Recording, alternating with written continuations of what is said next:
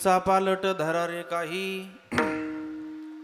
बुद्धीचा पालट धरा रे काही, मागुता नाही मनुष्य देह, आपुल्या हिताचे न होती सायास, गृहदारा आस धनवित्त, अवचित निधान लागले हे हाती, भोगावी विपत्ती गर्भवास, आपुल्या हिताचे न होती सायास, गृहदारा आस धनवित्त, यावे जावे पुढे ऐसेची कारण, यावे जावे पुढे ऐसेची कारण, भोगावे पतन नरकवास, आपुल्या हिताचे न होती सायास, गृहदारा आस धनवित्त, तुका म्हणे धरी आठव या देही, तुका म्हणे धरी आठव या देही, नाही तरी काही खरे नव्हे, आपुल्या हिताचे न होती सायास, गृहदारा आस धनवित्त, स्वामी नमस्ते नतलोक संबंधो, कारुण्य सिंधू पतितं भवाब्धो, मामुद्धरात्मीय कटाक्ष दृष्ट्या, ऋजाती कारुण्य सदा विदृष्ट्या, पांडुरंगा करू प्रथम नमन, करू प्रथम नमन, पांडुरंगा करू प्रथम नमन, करू प्रथम नमन, दुसरे चरण संतांची, दुसरे चरण संतांची, दुसरे चरण संतांची, त्यांच्या कृपादाने कथेचा विस्तार, त्यांच्या कृपादाने कथेचा विस्तार, त्यांच्या कृपादाने कथेचा विस्तार, त्यांच्या कृपादाने कथेचा विस्तार, बाबाजी सद्गुरु दास तुका, बाबाजी सद्गुरु दास तुका, बाबाजी सद्गुरु दास तुका, पांडुरंगा करू प्रथम नमन, दुसरे चरणा संतांचिया, त्यांच्या कृपादाने कथेचा विस्तारू, बाबाजी सद्गुरु दास तुका, यत्फलम नास्ति तपसा न योगेन समाधिना, तत्फलम लभते कलौ केशव कीर्तनात्, नमो ज्ञानेश्वरा नमो ज्ञानेश्वरा, निवृत्ती उदारा सोपान देवा, मुक्ताबाई नमो त्रिभुवन पावनी, आद्यत्रय जननी देवांची ये, तुकाराम तुकाराम तुकाराम तुकाराम तुकाराम तुकाराम तुकाराम तुकाराम, नाम घेता कापे यमा, नाम घेता कापे यमा, नाम घेता कापे यम, नाम घेता कापे यम, नाम घेता कापे यम, नाम घेता कापे यम, तुकाराम तुकाराम तुकाराम तुकाराम, नाम घेता कापे यमा,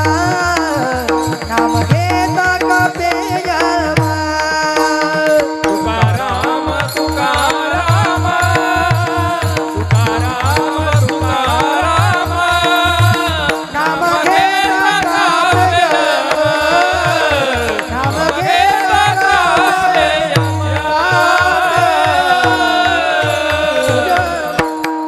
बुद्धीचा पालट धरा रे काही, मागुता नाही मनुष्य देह, आपुल्या हिताचे न होती सायास, गृहदारा आस धनवित्त. प्रस्तुत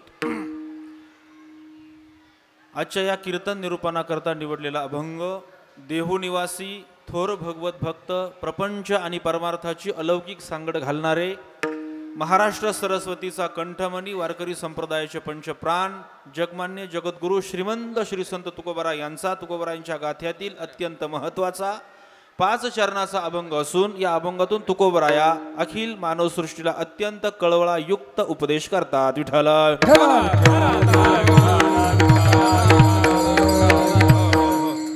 आजच्या या कीर्तनाचं कार्यक्रमाचं प्रयोजन काय आहे हे आपल्या सगळ्यांना विदित आहे, पण आपल्या कीर्तनाच्या परंपरेनुसार त्या कार्यक्रमाचा परिहार द्यावा, वक्त्यानं परिहार द्यावा असा एक आपला दंडक आहे, नियम आहे. त्यानुसार आज या स्वर्गीय तानाबाई निवृत्ती मुंगसे यांच्या प्रथम पुण्यस्मरणाच्या निमित्तानं आपण सगळेच त्यांच्यावरती प्रेम करणारे, त्यांचे नातेवाईक, आप्तेष्ट, त्यांचे शेजारी, भाऊबंद, ग्रामस्थ, त्यांना या ठिकाणी श्रद्धांजली वाहण्याकरता उपस्थित आहात. या परिवाराच्या प्रेमाचा परिणाम म्हणून या आजच्या पुण्यस्मरणाच्या निमित्तानं कीर्तनासाठी माझं या ठिकाणी येणं झालेलं आहे. आणि माझं नशीब फार जोरात आहे की अत्यंत गुणीजन गायक आणि अत्यंत गुणीजन वादक मंडळी मला या कीर्तनाकरता साथ करण्याकरता म्हणून उपस्थित आहे. गुणीजन टाळकरी मंडळी, गायक वादक या सगळ्यांच्या साथीने आपल्या नियोजित वेळेमध्ये आपण या अभंगाचा अर्थ शोधण्याचा प्रयत्न करूया. कीर्तन अगदी वेळेत सुरू झालेलं आहे, त्यामुळं कीर्तन सुटताना सुद्धा वेळेत सुटेल याची मी काळजी घेतो. फक्त तुम्ही एक दक्षता घ्या, कीर्तन सुरू असताना बसता बसता बोलू नका, गडबड करू नका, गोंधळ करू नका. आणि आपण खुर्च्यांवरती स्थानापन्न आहात, किमान कीर्तनाच्या समोर बसताना पायातील चप्पल बूट काढून बसा, एवढीच माझी आपल्या सगळ्यांना विनंती आहे. विठ्ठला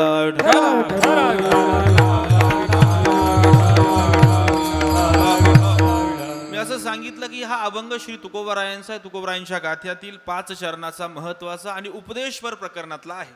एक अभंगाची एक साखळी लावूया, तुमच्या फक्त लक्षात आणून देतो सुरुवातीला का नेमकं अभंगातून तुकोबराय काय म्हणतात. तुकोबराय म्हणतात, बुद्धीचा पालट धरा, म्हणजे तुमचे विचार बदला. का बदला? तर तुम्हाला जो आता देह शरीर मिळालेलं आहे ते तुम्हाला परत मिळणार नाही.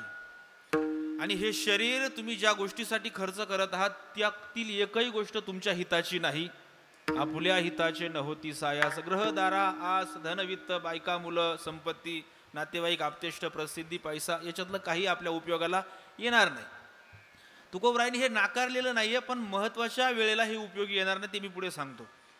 औचित निधान लागले हे हाती, अचानक अत्यंत दुर्लभ समजलं जाणारं शरीर आपल्या सगळ्यांना मिळालेलं आहे. आणि याचा योग्य उपयोग जर केला नाही तर आपल्याला पुन्हा एकदा गर्भवासाचं दुःख भोगावं लागेल.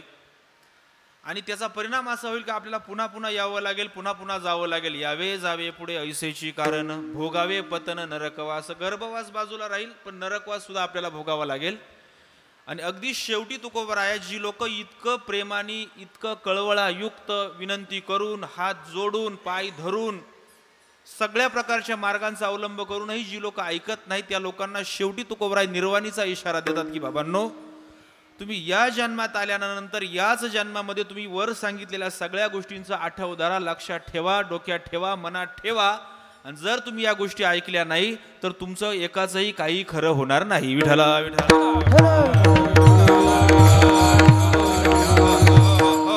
असा एकंदरीत या अभंगाचा अर्थ आहे. उपदेशपर प्रकरणातला अभंग आहे.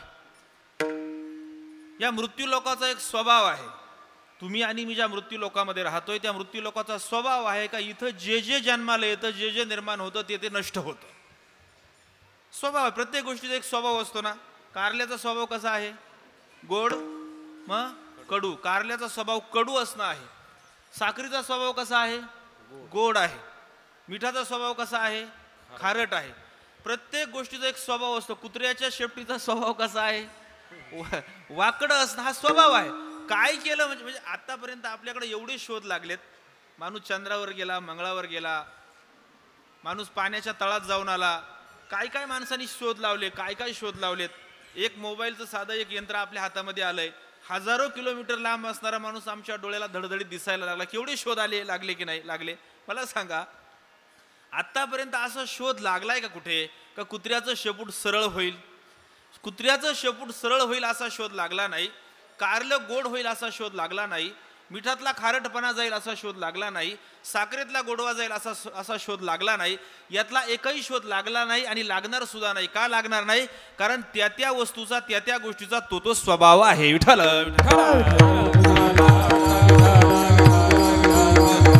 स्वभाव बदलत नाही ना.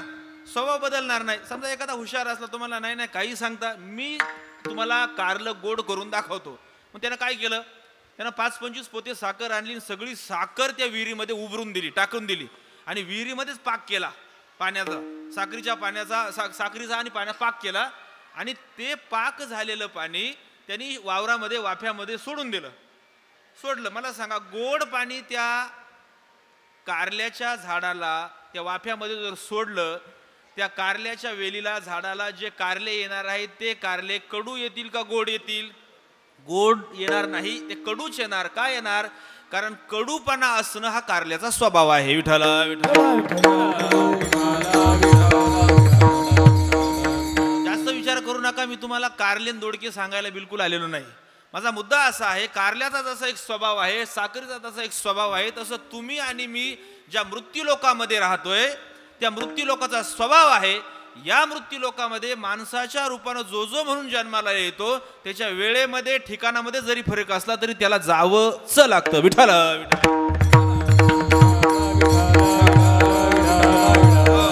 बरं, सामान्य माणसाला, आपण एकदम सामान्य आहोत ना, सामान्य माणसाला या मृत्यूलोकातून जावं लागतं, याच्यामध्ये नवल नाही. अवतार कार्य धारण करून आलेल्यांना सुद्धा येरते पामराची बकीती, येरते पामराची बकीती, येरते पामराची बकीती, येरते पामराची बकीती. येथे नाही गुरुने अवतार, नाही गुरुने अवतार, येथे नाही गुरुने अवतार, नाही गुरुने अवतार. येरते पामराची बकीती, येरते पामराची बकीती, येरते पामराची बकीती, येरते पामराची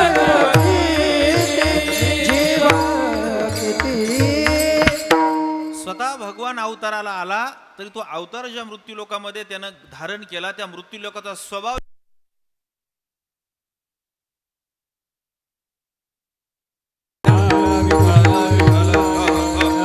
आता ऐका, जगामध्ये जी गोष्ट ज्या कारणाकरता निर्माण केली गेलेली आहे त्या कारणाकरता तिचा उपयोग केला नाही तर ती वाया जाते की नाही? बोला, वाया जाते.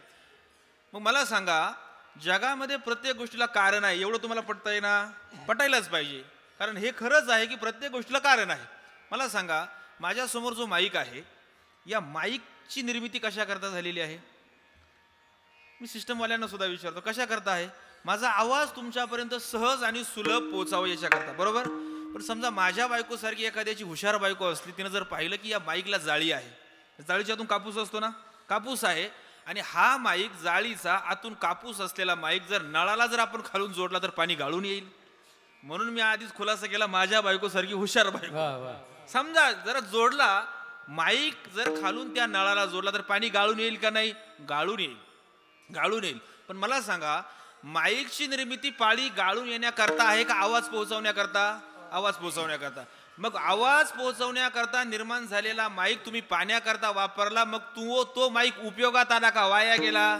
वाया गेला. बर, देवाच्या, आता ऐका, देवाच्या प्राप्तीकरता मिळालेले शरीर आपण गाड्या बंगला पैसा हे घेण्याकरता जर ते नासवलं असेल तर शरीर कामाला आलं का वाया गेलं? धन्यवाद. विठ्ठल विठ्ठल.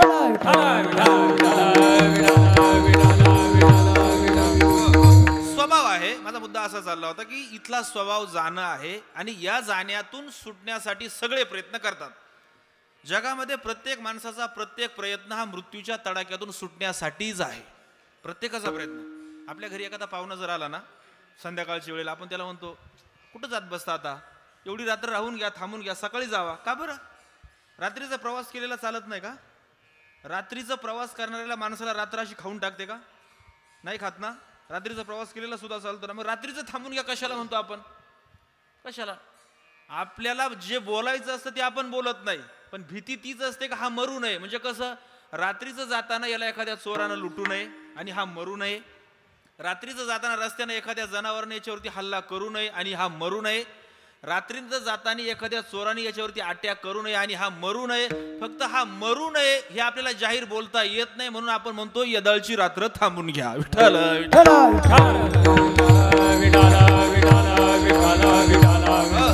सगळे याच्यातून सुटण्यासाठीच प्रयत्न करतात. आपण पाहिलंय 2-3 वर्षापूर्वी ज्यावेळेस आपल्याकडे कोविड आला, कोरोनाचा काळ आला, त्या कोरोनाच्या काळामध्ये अक्षरशः कुणाला 1 रुपयाची मदत न करणारी माणसं, सामाजिक कार्यक्रमाला 4 आण्याची देणगी न देणारी माणसं, 50 रुपये दाढीला लागतात म्हणून महिना दाढी न करणारी माणसं सुद्धा जीव वाचावा याच्याकरता दवाखान्याच्या समोर रांगेमध्ये पैशाच्या थप्प्या घेऊन उभे होते. होते की नाही? होते. माणूस कोणताही असला कसाही असला तरी त्या प्रत्येक माणसाचा प्रत्येक प्रयत्न हा मृत्यूच्या तडाख्यातून सुटण्यासाठीच असतो. अर्थात मृत्यूच्या तडाख्यातून कोणताही माणूस सुटत नाही, सुटणार नाही, सुटणारच नाही. विठ्ठल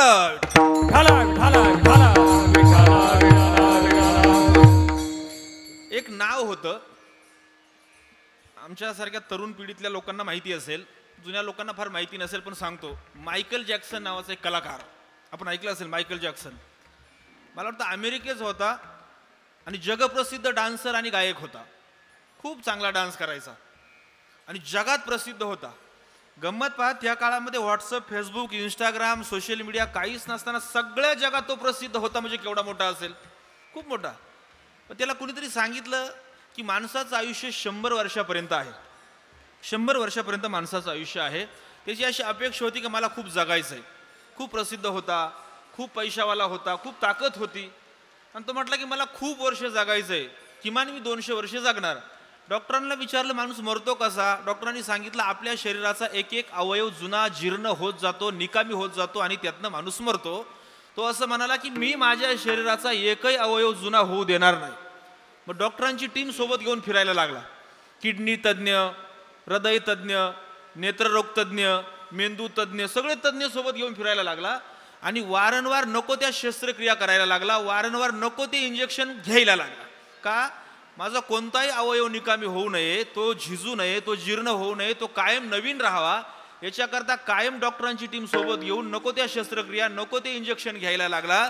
200 वर्ष जगायची अपेक्षा ठेवून असणारा मायकल जॅक्सन वयाच्या 51व्या वर्षी मेला. विठ्ठल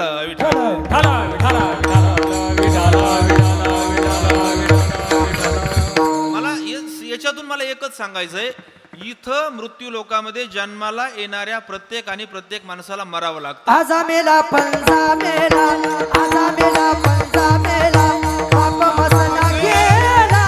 आजा मेला पंजा मेला, आजा मेला पंजा मेला, आजा मेला पंजा मेला, बाप मसना गेला. आजा मेला पंजा मेला. देखत देखत ना तू पंडू तोही कैसा झाला.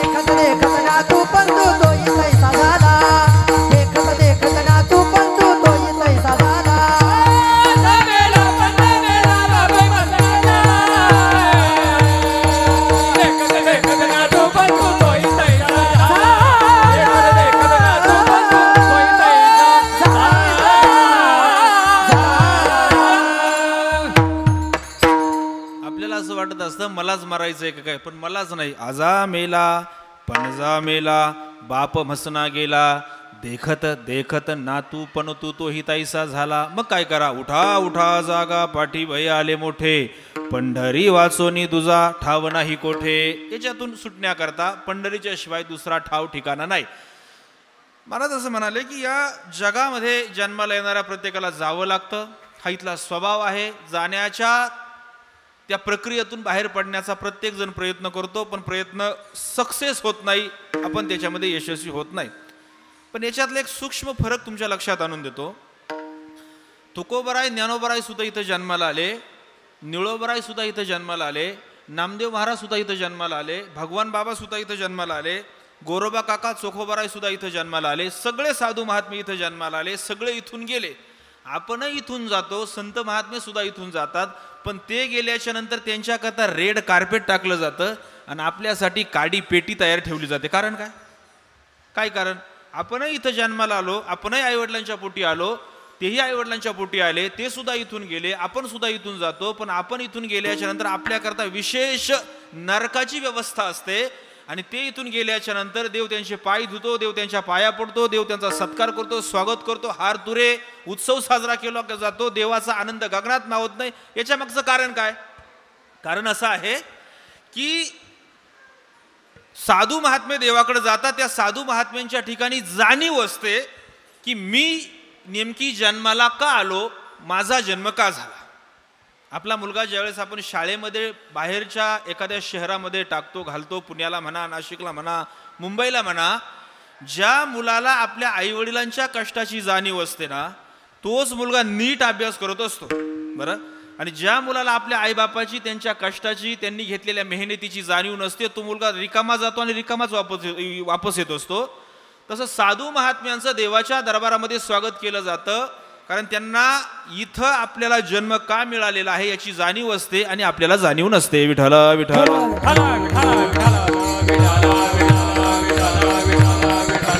आता ऐका, कोणती जाणीव, कोणती जाणीव असते, कोणती जाणीव असते. मी मगाशी एक वाक्य उच्चारलं, त्याच्यातला राहिलेला भाग मी तुम्हाला सांगतो. जगात प्रत्येक गोष्टीला कारण आहे, हे तुम्हाला मान्य, मला मान्य. बरं, जगात प्रत्येक गोष्टीच्या मागे काहीतरी कारण, हे तुम्हाला मला मान्य. मग देवानी तुम्हाला आणि मला माणसाला जन्म दिला, त्याच्या मागे काहीतरी कारण आहे ना. नाही असं जर विचारलं का जन्माला आला, म्हणले माझ्या आईबापाने जन्माला घातलं. मग ते का जन्माला आले, म्हणले त्यांना त्यांच्या आईबापाने जन्माला घातलं. मग ते का जन्माला आले, म्हणले त्यांनाही त्यांच्या आईबापाने जन्माला घातलं. असं मोगम बोलून चालत नाही. जगात प्रत्येक गोष्टीला कारण आहे. तुम्ही स्त्रिया का झाला, आम्ही पुरुष का झालो, तुम्ही गाय का नाही झालात, तुम्ही मांजर का नाही झालात, आम्ही घोडे का नाही झालो, आम्ही बैल का नाही झालो. आता याच्यात नको खोलात जायला म्हणा, पण आम्ही आणखीन वेगळं का नाही झालो, पुरुषच का झालो, किंवा आपण माणूस म्हणूनच जन्माला का आलो. तुकोबराय म्हणाले की नाही, देवे दिला देह भजना गोमटा, तो या झाला फाटा, पादिकेचा तो या झाला फाटा, पादिकेचा तो या झाला फाटा, पादिकेचा तो या झाला फाटा. देवे दिला देह भजना घुमटा, तो या झाला फाटा, बाधिकेचा तो या झाला फाटा, बाधिकेचा. देवे दिला देह भजना घुमटा, तो या झाला फाटा, पादिकेचा तो या झाला फाटा,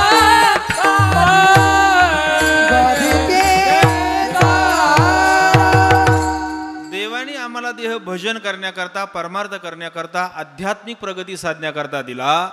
ज्या परमार्थाकरता देवाने आपल्याला देह दिला, त्या देहाचा उपयोग फक्त परमार्थ करण्याकरता संतांनी केला, म्हणून त्यांचं स्वागत आहे. आणि देवाने आम्हाला दिलेला देह आम्ही परमार्थ न करता इतर कारणाकरता त्याचा विनियोग केला, म्हणून आमच्या वाट्याला किंवा आमच्या पदरामध्ये दुःख आलेलं आहे. म्हणून त्यांना जाणीव होती, आणि ही जाणीव आपल्या सगळ्यांच्या ठिकाणी निर्माण व्हावी याच्याकरता सगळ्या प्रकारची काळजी त्यांनी घेतली ना. आपलं कसं आहे माहिती आहे का, एखादी गोष्ट आपल्याला कळली ना तर ती दुसरं कोणाला कळून याची आपण काळजी घेतो. बरोबर आहे ना. एखादं मर्म आपल्याला कळालं तर ते बाकीच्यांना कळालं नाही पाहिजे, मला जे कळालं ते मलाच कळालं पाहिजे. साधू महात्म्यांचं तसं नाही, त्यांना जे कळालं, त्यांना जे मिळालं, त्यांनी ते जगाला कळावं आणि जगाला मिळावं याच्याकरता सगळे प्रयत्न केले. देव घ्या कोणी, देव घ्या कोणी, देव घ्या कोणी, देव घ्या कोणी, आयता आला घर पुसोनी, आयता आला घर पुसोनी, आयता आला घर पोचोनी, आयता आला घर पोचोनी, आयता आला घर पोचोनी, आयता आला घर पोचोनी. देव घ्या कोणी, देव घ्या कोणी, आईता आला घर पुसणी, आईता आला घर पुसणी, आईता आला घर पुसणी. देव घ्या कोणी, देव घ्या कोणी, आयता आला घर पोचोनी, आयता आला घर पोचोनी, आयता आला घर पोचोनी. साधू महात्म्यांना देव मिळाला, साधू महात्म्यांना देव कळाला, मिळालेला आणि कळालेला देव त्यांनी केवळ त्यांच्या पुरताच न ठेवता तो जगाला वाटला. म्हणून त्यांच्या ठिकाणी जी जाणीव निर्माण झाली होती की आपल्याला जन्म कशा करता मिळालेला आहे, आणि ती जाणीव आपल्या ठिकाणी निर्माण होत नव्हती, झालेली नाही. म्हणून तुकोबरायांनी सांगितलं, बाबांनो, देवाच्या दरबारामध्ये तुमचंही स्वागत व्हावं, तुमचंही आदरातिथ्य व्हावं, देवाने तुम्हाला सुद्धा प्रेमाने जवळ घ्यावं असं वाटत असेल तर तुम्ही तुमच्या ठिकाणची जाणीव बदला. तुम्हाला आता जे वाटत आहे ते वाटू देऊ नका, जे वाटत नाही ते तुम्हाला वाटू द्या. तुमच्या ठिकाणचे चुकीचे विचार बदला, कारण मिळालेला माणसाचा देह तुम्हाला पुन्हा मिळणार नाही. अभंगाचं पहिलं चरण.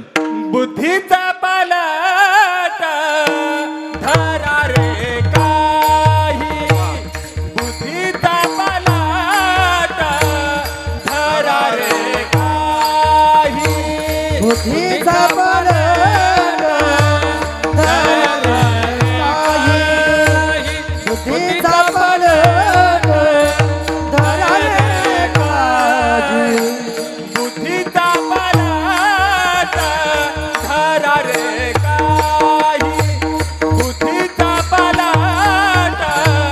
धरा रे काही, बुद्धीचा पालट धरा रे काही, बुद्धीचा पालट धरा रे काही.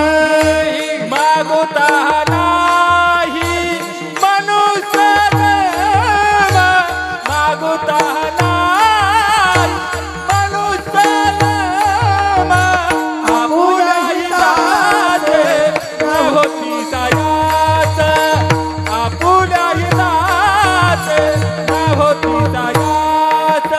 मागुता नाही मनुष्य देह, मागुता नाही मनुष्य देह, आपुल्या हिताचे होती सायाच, आपुल्या हिताचे होती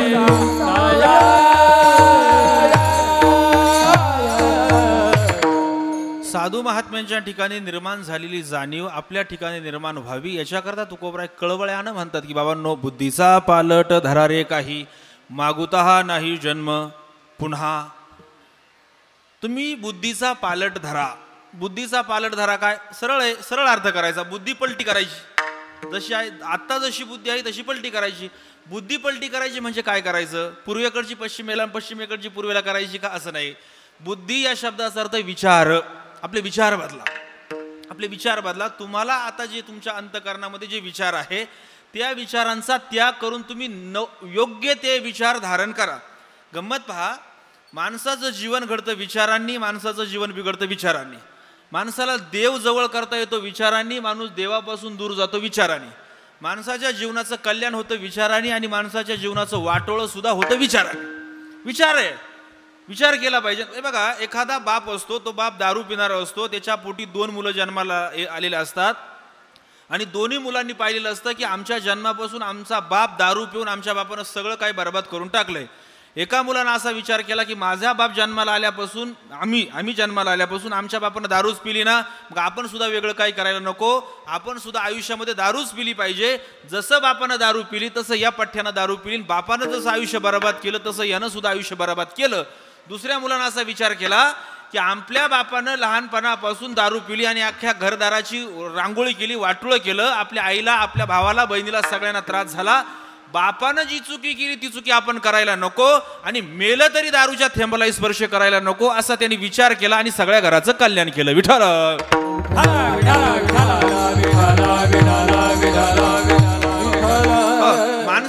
माणसाच्या जीवनात माणसाचं व्यक्तिमत्व जे आहे ना, माणसाच्या व्यक्तिमत्वाची उंची जी ठरते ती विचारानुसार. एखादा माणूस खूप धनाढ्य आहे, बलाढ्य आहे, सत्ता आहे, संपत्ती आहे, देखणं आहे, सगळं काय आहे, पण माणसाशी 4 शब्द जर प्रेमाने बोलत नसेल, त्याचे विचार चांगले नसतील, वाईट बोलत असेल तर माणसं त्याच्याबद्दल काय बोलतात? नाही म्हणले जाऊ द्या, ते गलिच्छ आहे, त्याच्याशी बोलणं सुद्धा नको. पण एखादा सावळा असू द्या रंगानं, काळा असू द्या, गरीब असू द्या, पण जवळ आल्यानंतर प्रेमाने जर 2 शब्द बोलत असतील तर माणसं वाट वाकडी करून त्याच्या जवळ जाऊन बोलतात. का बोलतात? तो पैसे देतो म्हणून बोलत नाही, तर त्याच्या जवळचे विचार समृद्ध आहे म्हणून बोलतात. विठाला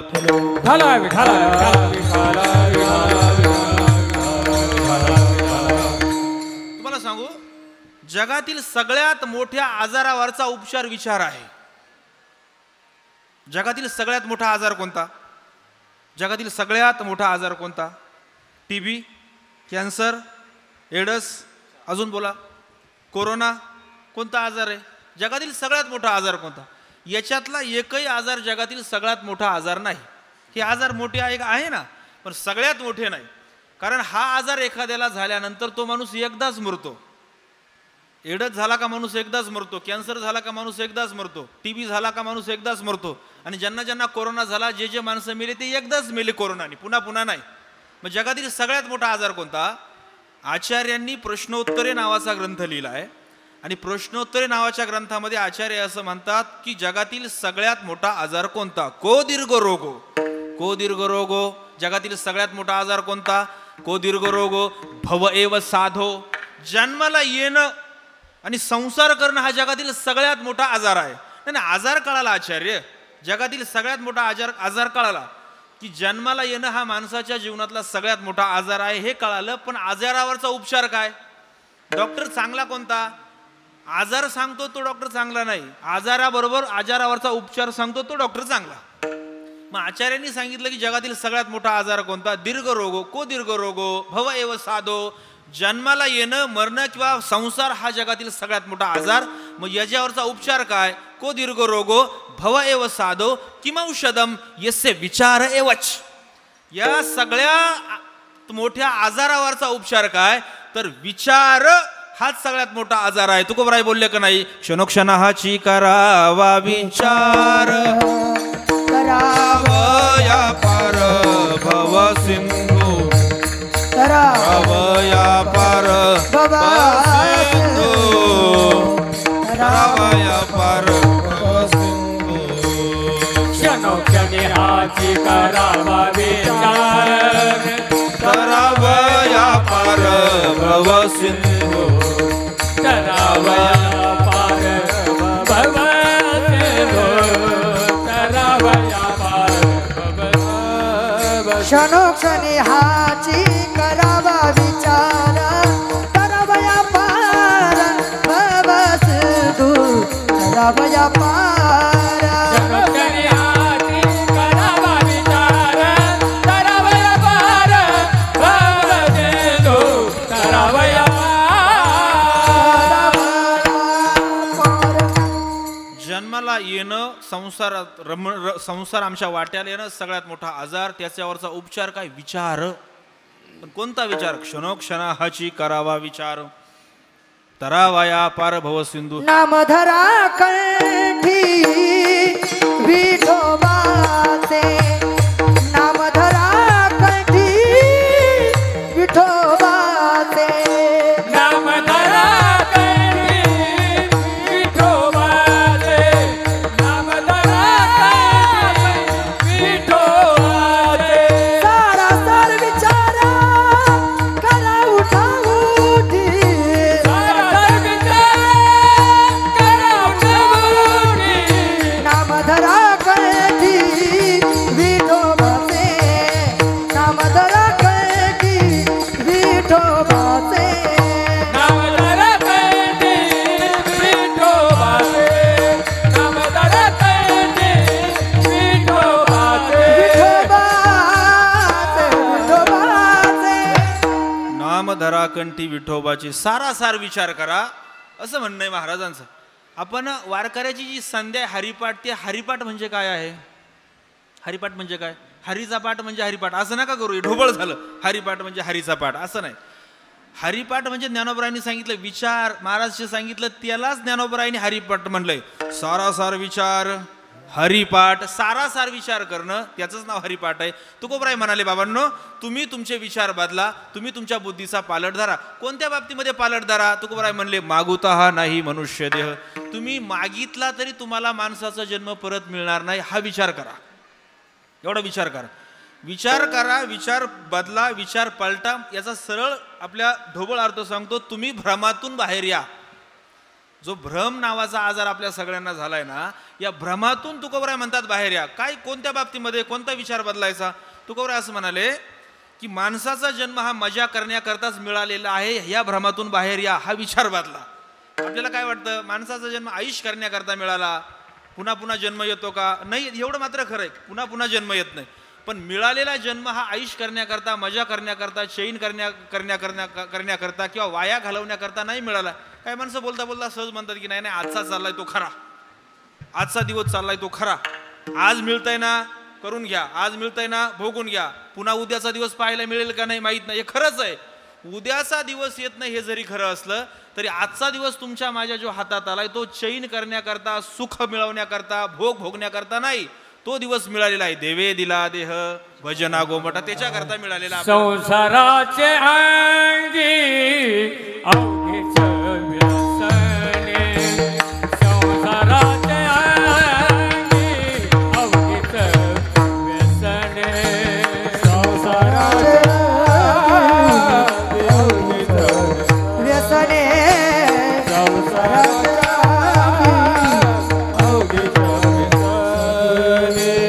आम्ही या कीर्तने शुद्ध झालो, शुद्ध झालो, शुद्ध झालो.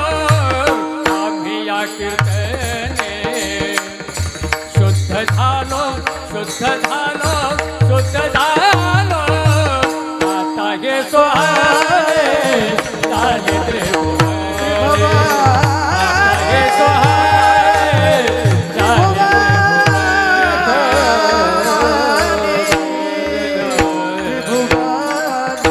आम्हाला हे आयुष्य मजा करण्याकरता मिळालेलं आहे. ते आयुष्य ज्या संसाराचा भाग आहे ते संसाराच्या अंगात सगळ्या खोडी आहे. अवघीच व्यसने संसाराच्या अंगी, संसाराच्या अंगी अवघीच व्यसने, सगळं व्यसनच आहे, वाईट पण आहे, दोष आहे.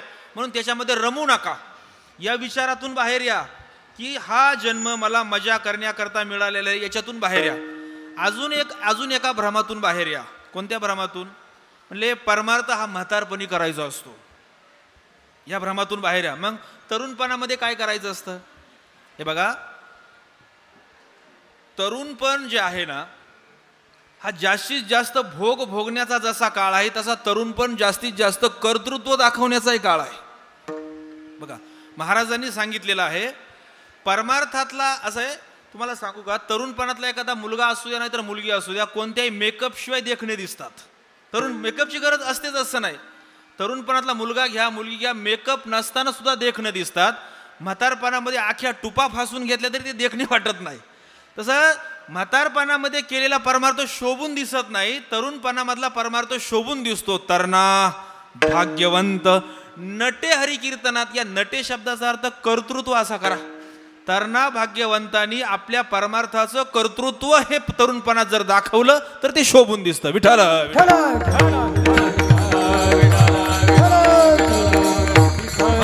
परमार्थ म्हातारपणात करायची गोष्ट नाहीये, परमार्थ तरुणपणात करायची गोष्ट आहे. तुकोबरायांनी म्हातारपणात केला का? ज्ञानोबरायांनी वयाच्या 16व्या वर्षी ज्ञानेश्वरी लिहिली. आम्ही 61ला सुद्धा वाचायला घेत नाही. म्हणजे सगळ्यात जास्त करंटे जर माणसं कुठं असतील तर आपल्याकडे आहे. करंटे सगळ्यात जास्त. शाश्वत सुखाचा राजमार्ग सहजतेने आणि सुलभतेने प्रदान करणाऱ्या गाथा गीतात ज्ञानेश्वरीच्या जवळ सुद्धा जाण्याची आमची अजून हिंमत झाली नाही. याच्यापेक्षा किती करंटे म्हणावं. ते आम्ही आळंदीला होतो ना, आम्ही नियमित माऊलीच्या मंदिरामध्ये दर्शनाला जायचो आणि माऊलीच्या समाधीचं दर्शन घेण्याकरता बाहेरच्या देशातून, राज्यातून खूप माणसं यायची. म्हणजे महाराष्ट्राच्या बाहेरच्या प्रांत प्रदेशातून खूप माणसं यायची आणि ते पहिल्यांदाच यायची ना बिचारे. मग ते आम्हाला विचारायचे, महाराजजी ज्ञानोबा महाराज की समाधी किधर है? मग ते आम्हाला विचारायचे. आम्ही सांगायचो यहाँ से जाइए, वहाँ से जाइए, इधर देखिए, उधर देखिए, असं विचारायचे. म्हणजे अभिमान वाटायचा की बाहेरच्या प्रांत प्रदेशातून आलेला माणूस ज्ञानोबरायांची समाधी विचारतो. ज्ञानोबरायांच्या प्रेमाच्यासाठी तो एवढ्या लांबून माऊलींच्या दर्शना करता येतो. फार फार चांगलं समाधान वाटायचं, आनंद वाटायचा. पण दुसऱ्या बाजूला काही काही गोष्टींचं फार दुःख वाटायचं, वेदना व्हायच्या की आमच्या महाराष्ट्रात जन्माला आलेले अस्सल मराठी मातीतली माणसं, पायजामा घालणारे, धोतर घालणारे 60-70 वर्षाचे माणसं आमच्या जवळ यायचे. म्हणायचे, बुवा ते ज्ञानोबरायांची भिंत कुठे चालवलेली? म्हणजे 70 वर्षामध्ये ज्ञानोबरायांनी चालवलेली भिंत काही लोकांना दिसली नाही. एवढे काही भिताड आहेत आपल्याकडे. याच्यापेक्षा करंटे माणसं मला सांगा जगात कुठं सापडतील? विठ्ठला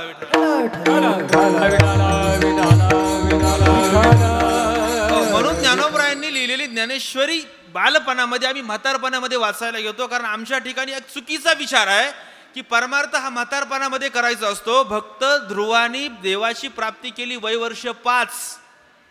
किती? 5. प्रल्हादानी देवाला मिळवलं बालपणामध्ये. ज्ञानोबरायांनी ज्ञानेश्वरी लिहिली 16व्या वर्षी. शिवाजी महाराजांनी राज्य निर्माण केलं तरुणपणामध्ये, विवेकानंदांनी एवढा भारतीय तत्वज्ञानाचा प्रचार केला तरुणपणामध्ये, तुकोबराय वैकुंठ धामाला निघून गेले तरुणपणामध्ये. जगामध्ये ज्या ज्या क्रांत्या झालेल्या आहे सामाजिक, राजकीय किंवा पारमार्थिक जीवनामध्ये, त्या सगळ्याच्या सगळ्या क्रांत्या तरुणपणातच झालेल्या आहे. विठाला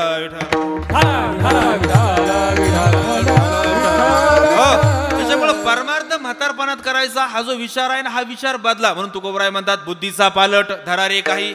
अजून तुकोबराय म्हणतात की काही काही लोकांना तीर्थयात्रेला जायचं म्हटलं का असं हिवटव येतं. तीर्थयात्रा करू नये असं म्हणतात काही लोक. तीर्थाला जाऊ नये, यात्रेला जाऊ नये, आळंदीला जाऊ नये, पंढरपूरला जाऊ नये, त्र्यंबकला जाऊ नये, पैठणला जाऊ नये, प्रयागला जाऊ नये, अयोध्येला जाऊ नये असं लोक म्हणतात. का म्हणतात? म्हणजे तीर्थामध्ये संतांनी सांगितलं जायचं नाही, आणि देव जर पाहायचा असेल तर माणसात शोधा. हे खरंच आहे, हे खरंच आहे. देव माणसात असतो हे खरं आहे. पण हे सांगताना तीर्थामध्ये देव नसतो असं जे लोक सांगतात ना, हे लोक एक नंबरचे डॅम्बिस असतात. खरं सांग, ते काय प्रमाण देतात माहिती आहे का? म्हणले काय जाता तुम्ही तीर्थाला? महाराजांनी सांगितलं, काय सांगितलं? तीर्थी, धोंडा, पाणी, तिकडे जाऊ नका. मग देव रोकडा. हा, देव रोकडा. सज्जनामध्ये देव रोकडा. रोकडा म्हणजे कॅश. ही भाषा कळेल तुम्हाला पटकन. म्हणजे साधू महात्म्यांच्या ठिकाणी देव लगेच आहे, तीर्थामध्ये लगेच देव नाही. तीर्थामध्ये प्रयत्नाने देव प्राप्त होतो, आणि म्हणून तीर्थामध्ये तुम्ही जाऊ नका. माणसामध्ये देव शोधा. तीर्थाला जाण्यापासून ही माणसं रोखतात. या लोकांना साधू महात्म्यांचं अजून एक प्रमाण माहीत नाही. जव हे सकळ हात चालावया पाय तव तू आपुले. तीर्थयात्रेत जाय चुको नको. जोपर्यंत याच्यातून दोन एक फार मोलाची गोष्ट सांगितली. एक, आपण तीर्थयात्रेला गेलं पाहिजे. बरं, त्यातला पुढचा अजून एक भाग फार गमतीशीर आहे. जोपर्यंत आपले हातपाय चालतात तोपर्यंत आपण गेलं पाहिजे. याचं मागचं कारण काय माहिती आहे का? आपले हातपाय चालतात तोपर्यंतच आपण गेलं पाहिजे, कारण जोपर्यंत आपले हातपाय चालतात तोपर्यंत आपण स्वतंत्रपणानं जाऊ शकतो. एकदा का आपले हातपाय चालायचे बंद झालं का आपल्याला सुनबाईला विचारावं लागेल, बाई ग मंदिरामध्ये दर्शनाला जाऊ का? विठाला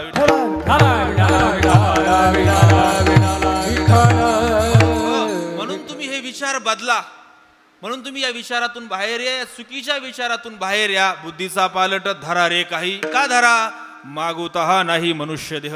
तुम्ही जर हा विचार बदलला नाही आणि नंतर तुम्ही मागितला तरी माणसाचा देह तुम्हाला मिळणार नाही. नाथांनी काय सांगितलंय? नरदेह कसा आहे? नरदेह दुर्लभ जाणारे तुम्ही वासुदेव वासुदेव म्हणा. नरदेह दुर्लभ जाणारे तुम्ही वासुदेव वासुदेव म्हणा. शतवर्षाची गणनारे तुम्ही वासुदेव वासुदेव म्हणा. शतवर्षाची गणनारे तुम्ही वासुदेव वासुदेव म्हणा. त्यामध्ये दुःख यातनारे तुम्ही वासुदेव वासुदेव म्हणा. त्यामध्ये दुःख यातनारे तुम्ही वासुदेव वासुदेव म्हणा. तुम्ही आठवा मधुसूदन. तुम्ही वासुदेव तुम्ही वासुदेव तुम्ही वासुदेव वासुदेव म्हणा रे. तुम्ही वासुदेव वासुदेव म्हणा. तुम्ही वासुदेव वासुदेव म्हणा रे. तुम्ही वासुदेव वासुदेव म्हणा.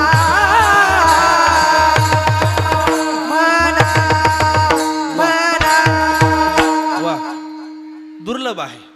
पुन्हा मागितला तरी मिळत नाही. स्वर्गीचे अमर. काय व्हावा? मृत्यूलोकी व्हावा. जन्म, आमचा जन्म इकडे व्हावा असं त्यांना वाटतंय. इहलोकीचा इहलोकीचा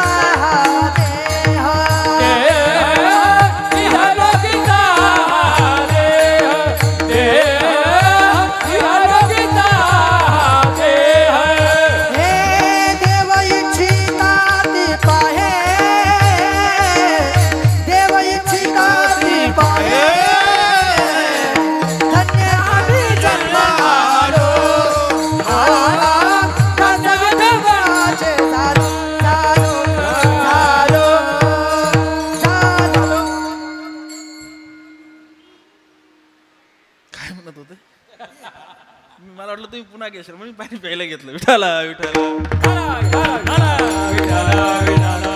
नरदेह दुर्लभ आहे, पुन्हा पुन्हा मिळणार नाही. स्वर्गातले सुद्धा अशी जिभ्यात चाटतात वरून, आम्हाला काय मिळत नाही, आम्हाला काय मिळत नाही, आम्हाला काय मिळत नाही.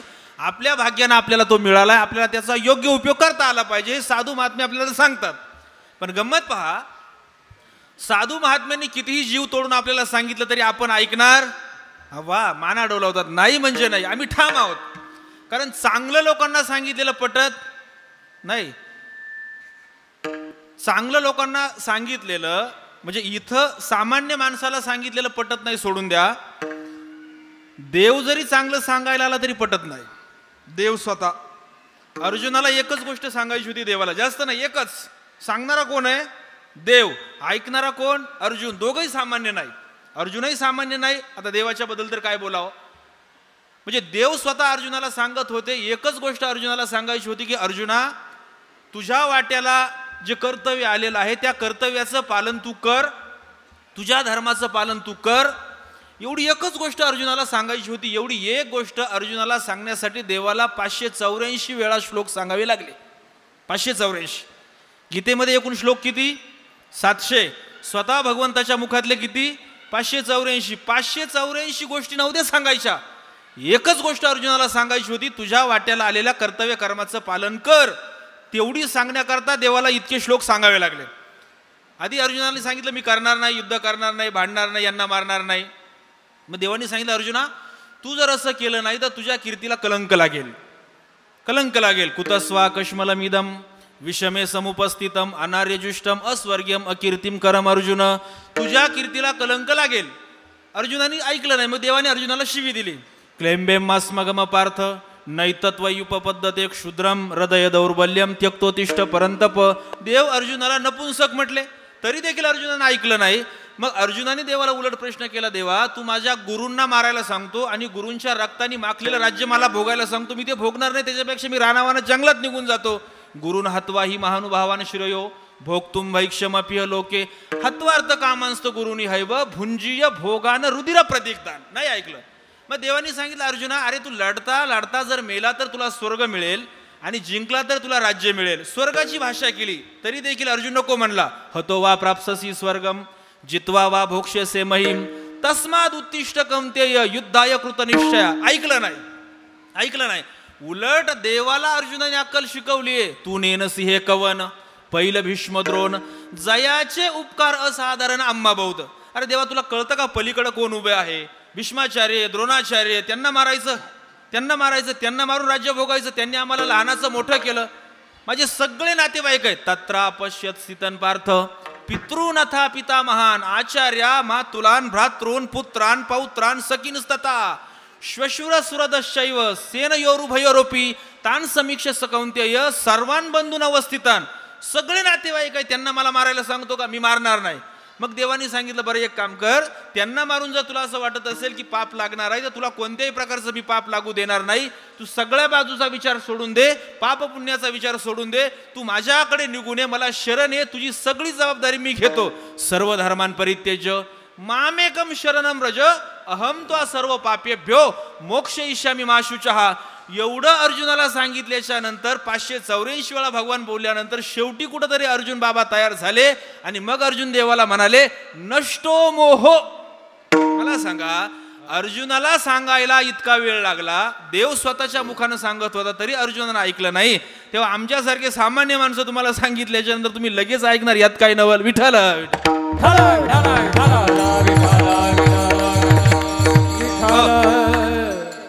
या मृत्यू लोकाचा जसा एक स्वभाव आहे ना इथून मरणं, तसं चांगलं न ऐकणं हा स्वतः स्वभावच आहे माणसांचा. चांगलं पटत नाही. एक मोठे वक्तृत्वातलं एक खूप मोठं नाव होऊन गेलं, जुन्या जाणत्या माणसाला माहिती असेल, प्राचार्य शिवाजीराव भोसले. वक्तृत्वातले बाप माणूस, खूप मोठं नाव. पुण्याला काही लोकांनी त्यांच्या व्याख्यानाचं आयोजन केलं आणि 2000 खुर्च्यांची व्यवस्था केली. 2000 खुर्च्या. त्या संयोजकांना असा प्रश्न पडला की आपण 2000 खुर्च्या ठेवल्यात, एवढा मोठा माणूस येणार आहे, खुर्च्या कमी तर येणार नाही ना, असं त्यांच्या मनामध्ये धाक होता. पण काय झालं, तो व्याख्यानाचा कार्यक्रम ज्या ठिकाणी होता त्याच्या शेजारी एक दुसरी कनात उभी राहिली. आता कनात कशाला उभी राहते तुम्हाला कशाला सांगायला पाहिजे. त्या ठिकाणी 1000 खुर्च्या ठेवल्या आणि त्या कनातीमध्ये जो कार्यक्रम होता त्या कार्यक्रमाचं नाव होतं नात करती काय. असा काय बॅनर लागले, नात करती काय. आणि तिथं खुर्च्या होत्या 500. जिथं 500 खुर्च्या होत्या तिथं माणसं आले 4000. मांड्या मोडा, मांड्या मोडा, पुढं व्हा, बाजूला व्हा, कानं व्हा, तिरकं व्हा, असं पुढं पुढं पुढं करा. बघा, जिथं 500-700 खुर्च्या तिथं 3-4 हजार माणसं आले, जिथं 2-2.5 हजार खुर्च्या ठेवल्या होत्या तिथं फक्त 1000च माणसं आली व्याख्यान ऐकायला. त्या संयोजकांना फार खजील झालं, संकोचले. ते प्राचार्य शिवाजीराव भोसलेंकडे गेले, त्यांची माफी मागितली, आम्हाला माफ करा, आम्हाला गर्दी जमावता नाही आली, तुमच्यासारखा आभाळा एवढ्या उंचीचा माणूस आला, गर्दी जमावता आली नाही, आम्हाला माफ करा. अनेकदा वारंवार माफी मागायला लागले. प्राचार्य शिवाजीराव भोसले त्यांच्या जवळ गेले आणि त्यांना सांगितलं, काळजी करू नका, व्याख्यानामध्ये विचार आहे, जीवनाचं कल्याण साधणारा विचार आहे. नाच गाण्यामध्ये माणसाचं वाटोळं आहे, पण तिकडं माणसांचा ओढा जास्त आहे. विचारांच्या ठिकाणी माणसांचं येणं कमी आहे. तुम्ही काळजी करू नका, हा मानवी स्वभाव आहे. कारण दारूच्या अड्ड्यावर लोकांना जा म्हणून सांगावं लागत नाही, मात्र दुधाचे रतीब हे घरोघरीच घालावे लागतात. विठ्ठल विठ्ठल.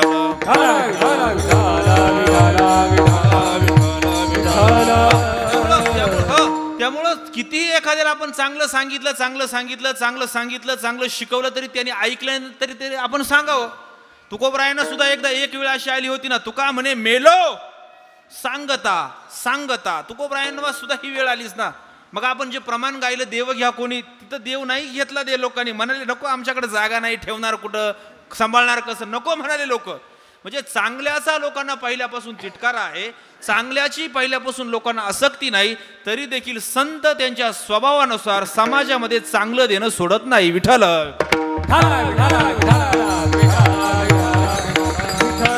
एक लक्षात ठेवा, आमच्या जीवनामध्ये आम्हाला जर शाश्वत सुखाचा राजमार्ग तयार करायचा असेल तर आम्हाला संतांच्या शरणागताशिवाय मार्ग नाही. आमच्या पुढे दुसरा ऑप्शन नाही. एका माणसाने काय केलं, जुन्या काळातली बरं का, त्यानं एका सावकाराकडून 1 लाख रुपयाचं कर्ज घेतलं. मी जुन्या काळातला शब्द एवढ्यासाठी वापरला का आता सावकारीला बंदी, आणि एखाद्याने सावकारीचं उदाहरण ऐकलं तर एखादा पोलीस यायचा आणि सांगा कुठं सावकार आम्हाला जायला, म्हणून मी सांगितलं जुन्या काळातला खुलासा केला म्हणजे बरं. जुन्या काळातली घटना, एका माणसाने सावकाराकडून 1 लाख रुपयाचं कर्ज घेतलं आणि विशिष्ट मुदतीमध्ये परत देण्याचं ठरलं, मात्र त्यांनी ते कर्ज परत दिलं नाही. माझा मुद्दा नीट आहे का? हा, परत दिलं नाही. सावकारांनी अनेकदा सांगून सुद्धा त्यांनी ते कर्ज परत दिलं नाही. तो सावकार त्याच्या घरी यायचा, त्याच्याकडे दुसरं काही जप्त करायला नव्हतं सुद्धा. सावकाराला विनंती करायचा, थोडे दिवस द्या, थोडे महिने द्या, थोडे काहीतरी करा. शेवटी सावकार वैतागला आणि सावकारांनी सांगितलं, मग एक काम करतो, तुला जर माझे 1 लाख रुपये देता येत नसेल तर मग एक काम कर, 100 तिखट मिरच्या एकाच वेळी खायच्या, 1 लाख रुपये भेटले. हा म्हणला बरं आहे म्हणला. तसं मी नांदूरला गेलो, वाड्यासोबत 5-25 खातोच, काय प्रॉब्लेम नाही, अजून खायच्या. पण त्याला माहिती नव्हतं त्या नांदूरच्या मिरच्या तिखट नाहीये, त्याच्याकडे ज्या मिरच्या दिल्या त्याला काय म्हणतात होते, लवंगी. त्या लवंग्या मिरच्या दिल्या. 2-3 मिरच्या तोंडात टाकल्याच्या नंतर भडका पेटला, सगळ्या छातीत पोटात सगळीकडे आग पेटली. हा म्हणला पाणी पाणी पाणी पाणी पाणी. एक जण तांब्या भरून घेऊन आला. अरे म्हणला आता फक्त प्यायला नको, आता सगळंच पाणी घेऊन ये म्हटलं. सगळंच बिघडलं आता.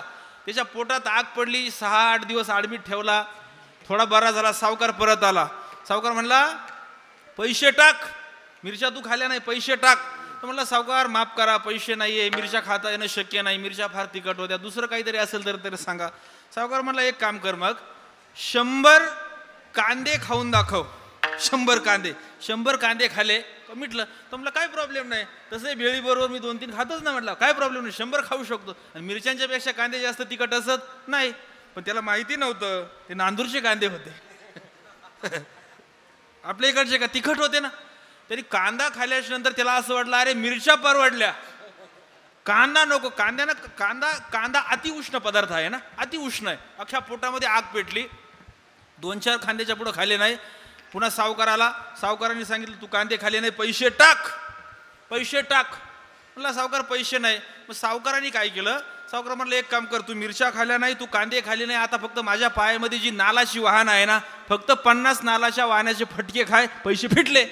म्हणला त्याच्यात काय एवढं, आमची ही रोज घरी 2-4 देते, आमची ही म्हणजे आमची ही नाही बरं, गैरसमज करू ना. मग 2-4 खायचे तर बाकीचे खाऊ शकतो. आता वाहन ती नालाची होती ना. नालाच्या वाहना कशा होत्या, नालाच्या वाहनाचा नाद करता काय, नालाची वाहन गेलं ते. आता एक नालाची वाहन टाकल्याच्या नंतर सगळा पांढरा शर्ट भंडारा लावल्यासारखा झाला, पिवळा झाला सगळा एका तडाक्यात. तो म्हणला नाही आपल्याच्यानं हे होणार नाही. सावकार म्हणला होणार नाही तर 100 लाख रुपये टाक.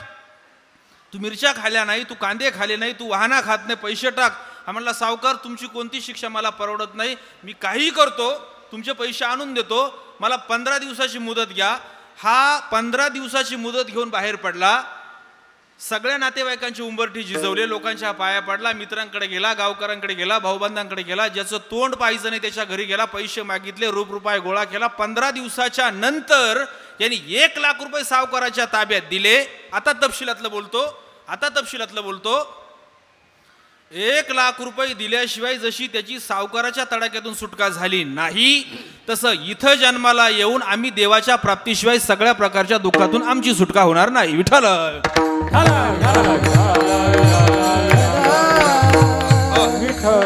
आणि ही सुटका करायची असेल तर धरून राहिलं पाहिजे.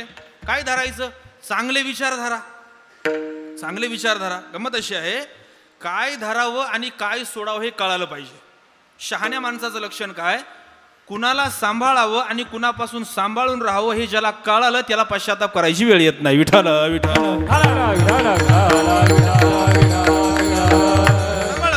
कुणापासून? बघा, शिवाजी महाराजांच्या राज्यात माणसं तुलनेनं कमी होते बाकीच्यांच्यापेक्षा, पण तरी देखील शिवाजी महाराजांचा प्रभाव सगळीकडे होता.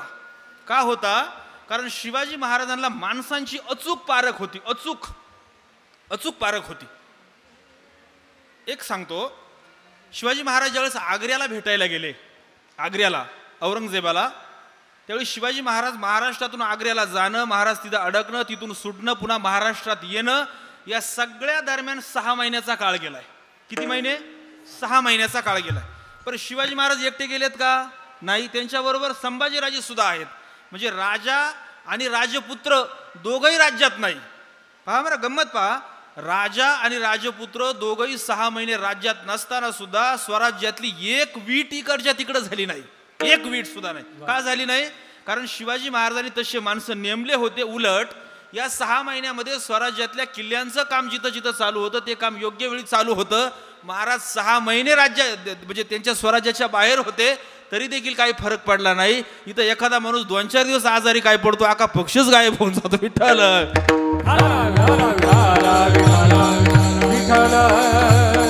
हे का होतंय? चुकीच्या माणसांची नेमणूक केली का? धरून राहता आलं पाहिजे. तुम्ही पहा ना, तुकोबरायांचा गाथा पाण्यामध्ये बुडवला, आपल्याला सगळ्यांना माहिती आहे. पण गाथा पाण्यामध्ये बुडवताना गाथ्याच्या सोबत अजून काहीतरी होतं ना? काय? तुकोबरायांचा गाथा पाण्यामध्ये बुडवला, पण गाथा पाण्याच्या तळाशी जाऊन राहावा, तो गाथा वरती येऊ नये याच्याकरता गाथ्याला दगड बांधली होती. दगड. तुकोबरायांनी देवाचा धावा केला, 13 दिवस उपोषण केलं. 13 दिवसाच्या नंतर तुकोबरायांचा गाथा पाण्यावरती जसा आहे तसा सही सलामत तरंगून वरती आला. पण गंमत पहा, गाथा ज्यावेळेस वरती तरंगून आला त्यावेळेस गाथा एकटा नाही आला, त्या गाथ्याला ज्या दगडांनी धरलं होतं ते दगड सुद्धा तरंगून वरती आले. जळी दगडा सहित वया, जळी दगडा सहित वया, जळी दगडा सहित वया, जळी दगडा सहित वया, दगडा सहित वया,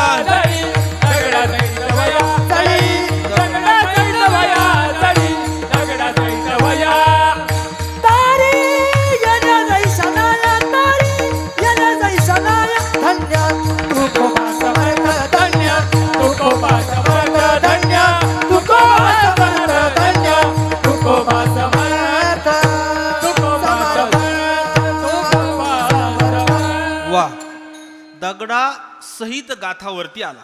पण दगड जड आहे, त्यांचा मूळ स्वभाव तरंगणं नाही, तरी देखील गाथ्यासोबत दगड तरंगून वरती आली. कारण दगड का तरंगली? तर दगडांनी गाथा सोडली नाही. दगडांनी तुकोबरायांची गाथा सोडली नाही म्हणून दगड वरती तरंगून आले. आपल्यासारख्या दगडांनी जर गाथा ज्ञानेश्वरी धरून ठेवली तर आपल्यासारखे दगड तरंगणार नाहीत काय? विठ्ठल.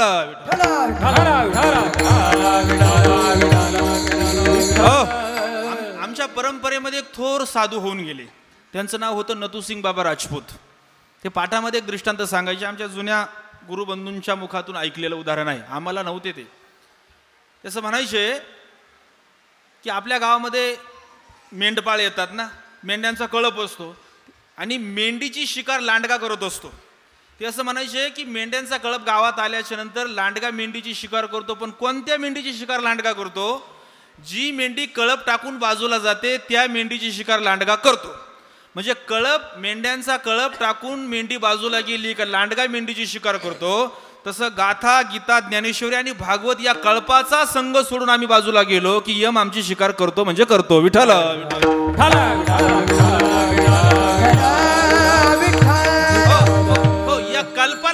कळपाला का धरून राहायचं, गाथा का धरून राहावा, ज्ञानेश्वरी का धरून राहावी, भागवत का धरून राहावं? कारण या सगळ्या कळपामध्ये विचार आहे. जो विचार तुकोबराय आम्हाला बदलायला सांगतात आणि जो विचार आमच्या ठिकाणी निर्माण व्हावं हा जो आग्रह तुकोबराय धरतात ना, तो विचार ज्ञानेश्वरीमध्ये आहे, तो विचार गाथ्यामध्ये आहे, तो विचार भागवतामध्ये आहे, तो विचार रामायणामध्ये आहे. हा विचार आहे रामायणामध्ये आहे. लोक म्हणतात नाही, आता काही लोक काय म्हणतात माहिती आहे का, नाही रामायण काय कामाचं नाही. का बरं? नाही उपयोगाचं नाही. म्हणजे महाभारत काय उपयोगाचं नाही? रामायण आणि महाभारत हे आमच्या इतिहासाचा भाग आहे. आयुष्यामध्ये कसं वागलं, हे ज्याला कसं वागलं पाहिजे हे कळून घ्यायचं असेल तर रामायण वाचा, आणि आयुष्यामध्ये कसं वागू नये हे जर कळायचं असेल तर महाभारत वाचा. विठ्ठल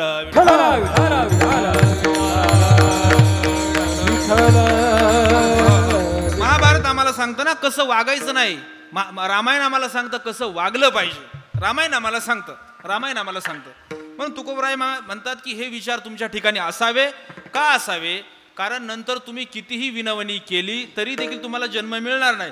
9:30 वाजता नांदूरच्या स्टँडवरून संगमनेरला जर गाडी जाण्यासाठी असेल तर तुम्हाला 9:30लाच स्टँडला आलं पाहिजे. 9:30लाच आलं पाहिजे. नाही बा म्हणलं नाही नागरेंचा चहा फार चांगला आहे, मग तिथं चहा पिऊ. थोडी जाहिरात केली पाहिजे ना आमची. म्हणलं तिथं चहा पिऊन मग जाऊन मग पुन्हा नामकन दमकन नाही चालणार. 9:30ला तुम्हाला बस असेल तर 9:30लाच तुम्हाला स्टँडला यावं लागेल. आणि 9:30ला एकदा बस सोडून पुढे निघून गेल्याच्या नंतर तुमचा बाप डेपो मॅनेजर असला तरी गाडी वापस येणार नाही. विठ्ठल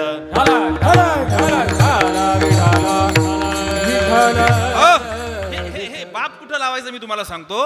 म्हणजे इथं जन्माला आल्याच्या नंतर आपल्याला देवाची भक्ती केली तरच आपली या सगळ्या दुःखातून मुक्तता आहे. आणि तुम्ही एखाद्या संतांच्या पोटी तुकोबरायांच्या घराण्यात जरी जन्माला आलात पण तुम्ही देवाची भक्ती जरी नाही केली तरी तुमच्या वाटेला दुःखच आहे. विठ्ठला कारण देवाच्या दरबारामध्ये तोंड पाहून कामं नाही चालत ना. देवाच्या दरबाराचा एक नियम आहे, rules and regulations are same for all. सगळ्यांना आहे. त्याला स्वतःला नाही, त्यालाही वनवास भोगावा लागला, त्याच्याही बायकोला दूर राहावं लागलं ना, त्याच्याही बापाला तोंड असताना जीव सोडावा लागला ना. नियमामध्ये फरक नाही. देवाच्या दरबारामध्ये अजिबात नियमामध्ये फरक केला जात नाही. म्हणून तुकोबराय म्हणतात कळवळ्यानं, अत्यंत कळवळायुक्त अंतकरणानं म्हणतात की बाबांनो तुम्हाला विनंती करतो, नम्रतेनं तुम्हाला सांगतो की तुम्ही तुमचे विचार बदला. कारण तुम्हाला हा देह परत मिळणार नाही. कारण तुम्हाला असं जे वाटतंय की अमुक गोष्टी माझं हित आहे, तिथं तुमचं हित नसून तुमचं नुकसान आहे. अभंगाचं आपुल्या हिताचे नव्हती सायाच, आपुल्या हिताचे नव्हती सायाच, आपुल्या हिताचे नव्हती सायाच, आपुल्या हिताचे नव्हती सायाच, आपुल्या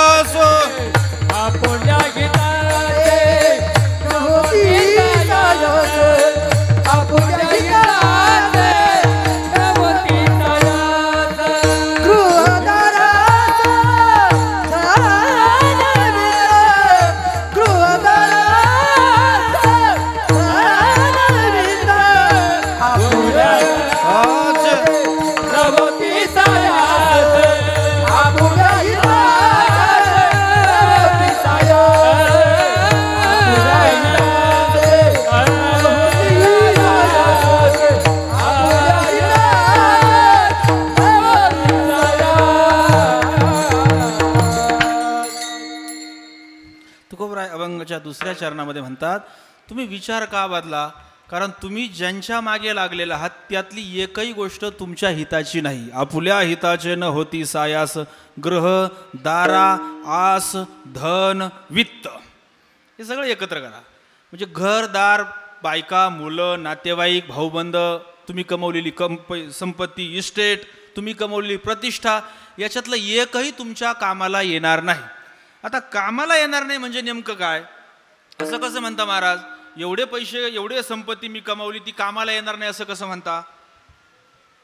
आख्या घराशी भांडण करून मी त्या मुलीशी लग्न केलं, ती माझ्या कामाला येणार नाही असं कसं म्हणता? माझे मुलं माझा शब्द खाली टाकत नाही, ते माझ्या कामाला येणार नाही असं कसं म्हणता? माझा भाऊ माझ्या पुढं कधी मानवर करत नाही, तो माझ्या कामाला येणार नाही असं कसं म्हणता? लक्षात घ्या, कामाला येणार नाही याचा अर्थ असा आहे की आयुष्याच्या शेवटी जीव सोडताना तुमच्या मुखामध्ये देवाचं नाव यावं याच्याकरता याच्यातली एकही गोष्ट कामाला नाही. माणसाच्या दुःख काढून टाकण्याचा एंट्री पॉइंट काय आहे की शेवटी मारताना आपल्या मुखात देवाचं नाव आलं पाहिजे. हा एंट्री पॉइंट आहे. शेवटी मारताना तुमच्या मुखात देवाचं नाव आलं का सगळ्या प्रकारच्या दुःखातून मुक्त. तुका म्हणे सुखा पार नाही, तुका म्हणे सुखा पार नाही, तुका म्हणे सुखा पार नाही, तुका म्हणे सुखा पार नाही. अंतकाळी मुखा नाम आले मुखा,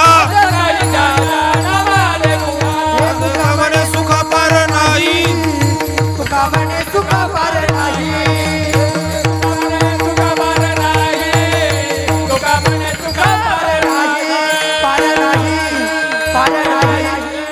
वा महाराज. अंतकाळामध्ये तुमच्या मुखामध्ये देवाचं नाव यावं हा तुमच्या दुःखातून बाहेर पडण्याचा एंट्री पॉइंट आहे. आणि हा एंट्री पॉइंट आपल्याला साधायचा असेल तर याच्यातलं एकही आपल्या कामाला येणार नाही. आता याच्यातला एक सूक्ष्म फरक लक्षात आणून देतो तुमच्या. सूक्ष्म एक चुकीचा विचार समाजामध्ये असा पसरवला जातो की संत विचार तुम्हाला बायको, मुलं, संपत्ती, गाड्या, बंगलं याच्यापासून बाजूला व्हा असं म्हणतात. बिलकुल नाही. पारमार्थिक क्रिया सांगतो, व्यावहारिक वस्तू तुम्ही घेऊ नये असं परमार्थ म्हणत नाही. पारमार्थिक नियम असा आहे, व्यावहारिक वस्तूमध्ये तुम्ही गुंतू नये हे परमार्थाचं म्हणणं आहे. असं आहे. एक थोर साधू होऊन गेले गोंदवलेकर महाराज. त्यांचा एक शिष्य होता, लहानपणापासून त्यांच्यासोबत राहायचा. लहानाचा मोठा त्यांच्या जवळ झाला, प्रचंड श्रद्धा. आणि मोठा झाल्यानंतर त्याने एक 50 लाखाची गाडी घेतली आणि महाराजांच्या पाया पडायला गेला, दर्शनाला गेला आणि महाराजांना सांगितलं, महाराज तुमच्या आशीर्वादाने मी 50 लाखाची गाडी घेतली. गोंदवलेकर महाराजांनी जे विधान सांगितलंय ती परमार्थाची मुख्य क्रिया आहे. हा, त्यांनी गाडी घेतली, पाया पडायला गेला आणि सांगितलं मी 50 लाखाची गाडी घेतली. गोंदवलेकर महाराज म्हणाले, खूप चांगली गोष्ट केली की तुझ्या कर्तृत्वानं तू 50 लाखाची गाडी घेतली. आता तू 50 लाखाच्या गाडीमध्ये बस, पण 50 लाखाच्या गाडीला तुझ्यात बसू देऊ नको. ही परमार्थातली क्रिया आहे. विठ्ठल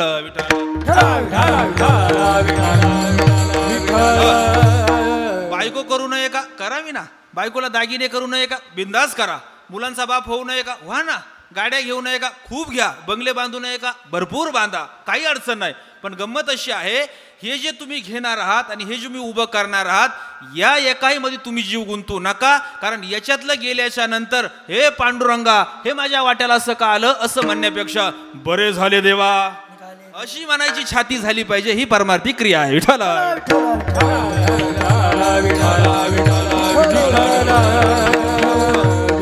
बरं, ज्याला आपण हित म्हणतो ते हित नाहीयेच ना. हित शब्दाची व्याख्या काय? हित ते करावे.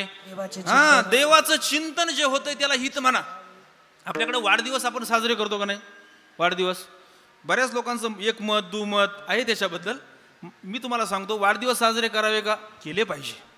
खरंच केले पाहिजे. का केले पाहिजे? कारण तसंच माणसाचा नियम नाही. आता मरतो का मग मरतो नियम नाही. त्यामुळे आपल्या आयुष्यामध्ये उत्सव करायला आपल्याला तशा अर्थाने फार वेळ नाही. त्यामुळे एखाद्या माणसाच्या वाट्याला 50, 60, 75, 100 जर आली तर त्यांनी त्याच्या आयुष्याचा उत्सव केला पाहिजे. माझं मत आहे. भिन्न असेल अनेकांचं, असे ना जाईना, मला फरक नाही.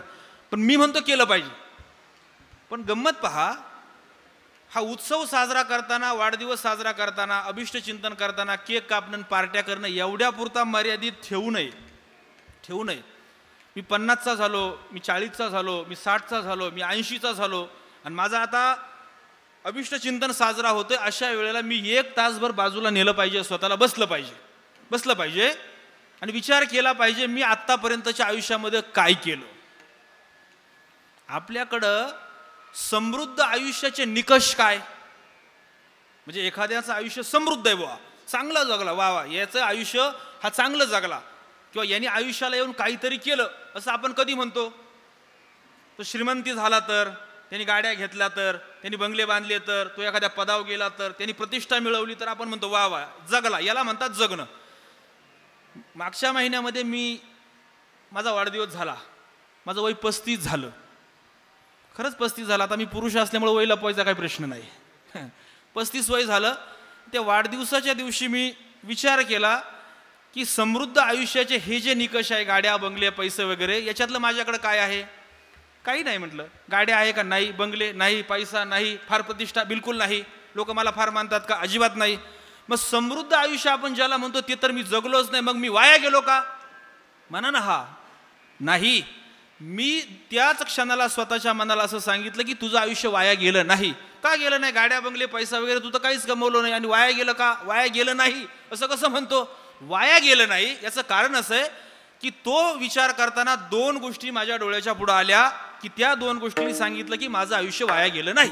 कोणत्या 2 गोष्टी? एक, मी 35चा होईपर्यंत मेलो नाही. देवाची कृपा, श्री पांडुरंगाच्या कृपेनं 35 वर्षाचा होईपर्यंत मला ठणठणीत ठेवलं ना. उगाच सर्दी पडसं खोकला बाकी नाही तर काय, ठणठणीतच आहे. त्याची कृपा. बाळातेवरची पोरं जातात, हो गर्भातली जातात, तरुणपणात जातात. त्या बाबांनी 35 वर्ष मला जिवंत ठेवलंय आणि चांगलं धडधाकट ठेवलंय. ही मी माझ्या आत्तापर्यंत देवाच्या कृपेनं कमवलेली संपत्ती. आणि अजून माझं आयुष्य वाया का गेलं नाही? एक, मी 35चा होईपर्यंत मेलो नाही, आणि 2, मरायच्या आत मी ज्ञानेश्वरीला शरण गेलोय. विठ्ठल हो, ज्ञानेश्वरीला शरण गेलो. हे माझ्या जीवनातलं हित आहे. देवाच्या कृपेनं मी जिवंत, हेच माझ्या जीवनातलं हित आहे. माझ्या मुखामध्ये हरिपाठ आहे, हे माझं हित आहे. माझ्याकडून देवाची वारी घडते, हे माझं हित आहे. माझ्याकडून भजन होतं, हे माझं हित आहे. माझ्याकडून देवाचं पूजन होतं, हे माझं हित आहे. कारण महाराजांनी सांगितलं ना, हित ते करावे देवाचे चिंतन. हिताचं सांगणारे किती ठिकाणी राहिलेत. वाईट वाघ असं सांगायला पदोपदी सापडतील. चांगलं वाघ हे फक्त कीर्तनाच्याच मंडपात ऐकायला मिळेल, बाकी कुठं राहिले. एखादी मुलगी आमची ज्यावेळेस कॉलेजला जाते, तिला एखादा मुलगा आवडतो, कोण असतो काय असतो काही माहिती नसतं. ज्यानं जन्माला घातलं आणि ज्यांनी 22 वर्ष लहानाचं मोठं केलं, त्या आईला आणि बाप तिच्या डोक्यात राहत नाही. 8 दिवसाची ओळख असते आणि 8व्या दिवशी म्हणते तेरे लिए तो जान भी हाजीर आहे. किती दिवसामध्ये? 8 दिवसामध्ये. तिची मैत्रिणी तू काय घाबरू नको, काही मदत लागली तर मी आहे. काही अडचण येऊ दे, कोणती मदत लागू दे, मी आहे, तू लढ, मी तुझ्या पाठीमागं आहे, मी तुझ्या सोबत आहे. म्हणजे अहिताचे सल्ले देणारे पदोपदी सापडतील. पण बाई ग, ज्या बापानं तुला लहानाचा मोठा केला, ज्या बापानं आईनं तुला वाढवलं घडवलं, तू जर असा वेडावाकडा निर्णय घेतला तर त्या बापाला अख्ख्या गावामध्ये तोंड दाखवायला जागा राहील काय? असा हिताचा विचार सांगणारे किती आहेत मला सांगा, किती आहेत मला सांगा. हिताचं सांगणार नाही. हिताचं आम्हाला ऐकायला वाचायला फक्त गाथा गीता ज्ञानेश्वरी मध्येच मिळेल. आणि या कलियुगामध्ये कुणी हिताचं सांगेल याच्यावरती तर तुम्ही विश्वास सुद्धा ठेवू नका. चांगली माणसं आहेत जगामध्ये, नाही असं नाही, पण चांगल्यांनी त्यांचं चांगुलपण असं थिजवून ठेवलंय. एक सांगतो, आपल्यातलं चांगुलपण जर वाईटाच्या विरुद्ध आवाज उठवत नसेल ना, तर त्या चांगुलपणाला काय अर्थ नसतो. म्हणजे एखादा आपल्या गावातला मुलगा दारू पितोय आपल्याला दिसतोय, बिडी पितोय दिसतोय, गुटखा खातोय दिसतोय, आपण गावात स्वतःला पुढारी म्हणून मिरवतोय किंवा प्रतिष्ठित तथाकथित म्हणून मिरवतोय, पण त्या पोराला राखण्याचं धाडस जर आपल्यामध्ये नसेल, आपल्या चांगुलपणामध्ये, तर तुमच्या चांगुलपणा लागो ना, काही उपयोग नाही तुमचं चांगुलपण. ते फक्त मिरवायला बरं आहे. म्हणजे महाभारतामध्ये ही घटना पहा. महाभारतामध्ये भीष्माचार्यांच्या वाट्याला त्या बाणांच्या शेव पडायच्या ज्या वेदना आल्या ना, त्याचं कारणच हे. जे कारणं सांगितली जातात ना, देवाला विचारलं, देवा मी काय चुकीचं केलं, मला माझ्या वाट्याला एवढ्या वेदना का आल्या, बाणांच्या शेव मला का पडावं लागलं, एवढं मला सगळं सहन का करावं लागलं. त्यावेळी देवानी दिलेलं उत्तर ऐका. देवानी सांगितलं, तुमच्या समोर तुमच्या सुनेची अबूर लुटायचा प्रयत्न केला जात असताना तुम्ही मौन होतात. म्हणजे आपल्या डोळ्याच्या पुढं वाईट घडतंय आणि त्या वाईटाच्या विरोधात जर आम्ही आवाज उठवत नसू तर आमच्यातलं चांगुलपणाला काय अर्थ नाहीये. म्हणजे आमच्याकडं बऱ्याचदा एक गोष्ट अशी बोलली जाते की कीर्तन परंपरेची विटंबना झाली, कीर्तन परंपरेची मर्यादा भंगली. खरंच आहे ते. कीर्तन परंपरेची विटंबना होत आहे, साधू महात्म्यांनी घालून दिलेल्या नियमानुसार कीर्तन होत नाहीत, विटंबना होते, मर्यादा भंग होते, हे खरंच आहे. पण गंमत अशी आहे, आमच्या वारकरी संप्रदायामध्ये नुसतं बोलता येतंय म्हणून चालत नाही, तर तुम्हाला बोलण्याकरता तुमच्याकडे अधिकार लागतो, ज्येष्ठता लागते. अधिकाराला वारकरी संप्रदायामध्ये फार मोठं मानाचं मोलाचं स्थान आहे. मग ज्यांच्याकडं अधिकार आहे, ज्यांच्याकडं संप्रदायातली ज्येष्ठता आहे, कीर्तन परंपरेची मर्यादा भंग होत असताना सुद्धा या ज्येष्ठांनी पाळलेलं मौन हे संप्रदायासाठी घातक आहे. जसं देवानी सांगितलं भीष्माचार्यांना की तुमचं मौनच तुमच्या या दुःखाला आडवा आलंय, तसं कदाचित या लोकांचं मौनच उद्या वारकरी संप्रदायाच्या अडचणीला कारण ठरणार आहे. विठ्ठल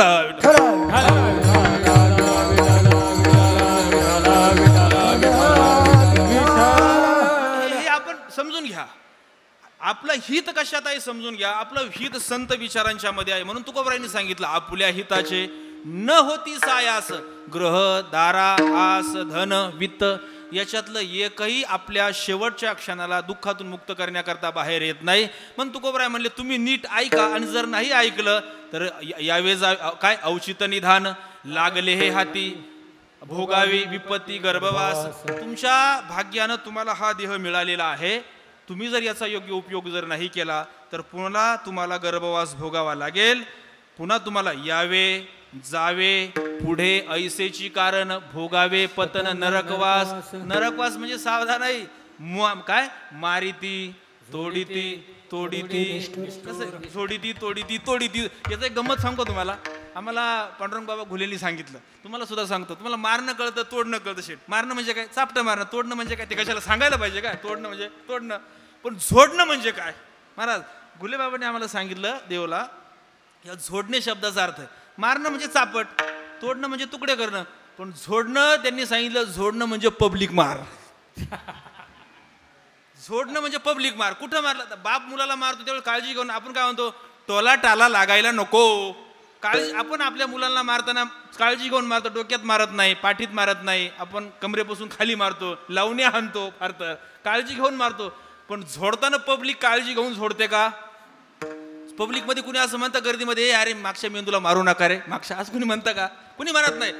पब्लिक मार जो असतो हा झोडणे नावाचा मार असतो. हा जे झोडणं आहे ना, इथं जर येऊन तुम्ही तुमचे विचार बदलले नाही, इथं जर येऊन तुम्ही तुमच्या हिताचा विचार केला नाही, तर तुम्ही आणि मी सुद्धा ज्यावेळेस आपण नरकात पडू त्यावेळी सगळे ते नरकातले सगळेच्या सगळे मंडळी, तिथले सगळे कार्यकर्ते आपल्याला झोडून काढतात, आणि ते झोडणं भयंकर आहे. म्हणून तुकोबराय असं म्हणाले, हे मारणं तोडणं तुमच्या वाट्याला येऊ नये. असं जर वाटत असेल तर बाबांनो तुमच्या पाया पडतो, आता तरी विचार करा. तुका म्हणे धारी आठवया देही, तुका म्हणे धारी आठवया देही ना.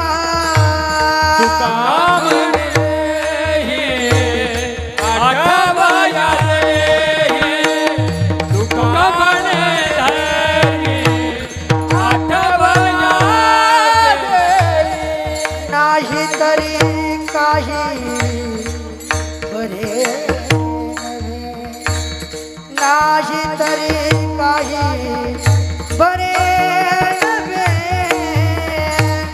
आपुल्या हिताचे न होती सायास, आपुल्या हिताचे न होती सायास.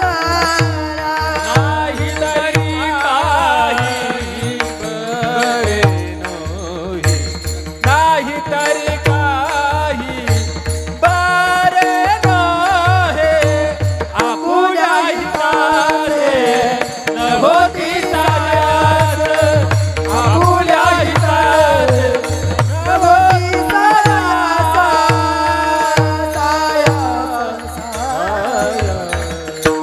विठोबा रखुमाई, विठोबा रखुमाई. हरी जय जय, हरी जय जय. सर्वांनी हात वर करून भजन करा. कृपया 1-2 मिनिटं देवाचं भजन करा. सर्वांनी करा. हरी जय जय सर्व रखुमाई. हरी जय जय जय, हरी जय हरी जय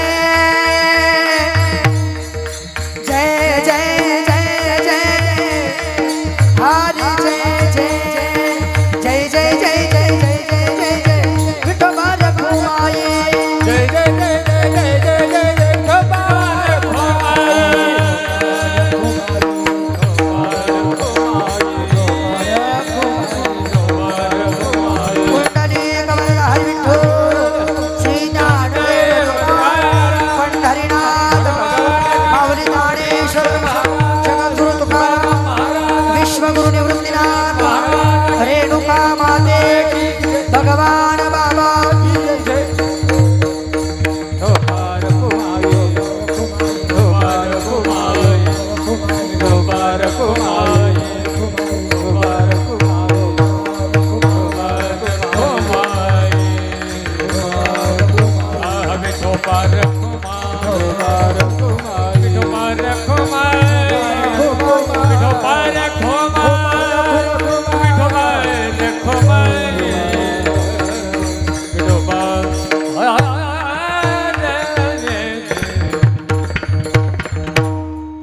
अभंगाच्या अंतिम चरणामध्ये तुकोबराय सांगतात जगाला की तुका म्हणे धरी आठवया देही नाही तरी काही बरे नव्हे.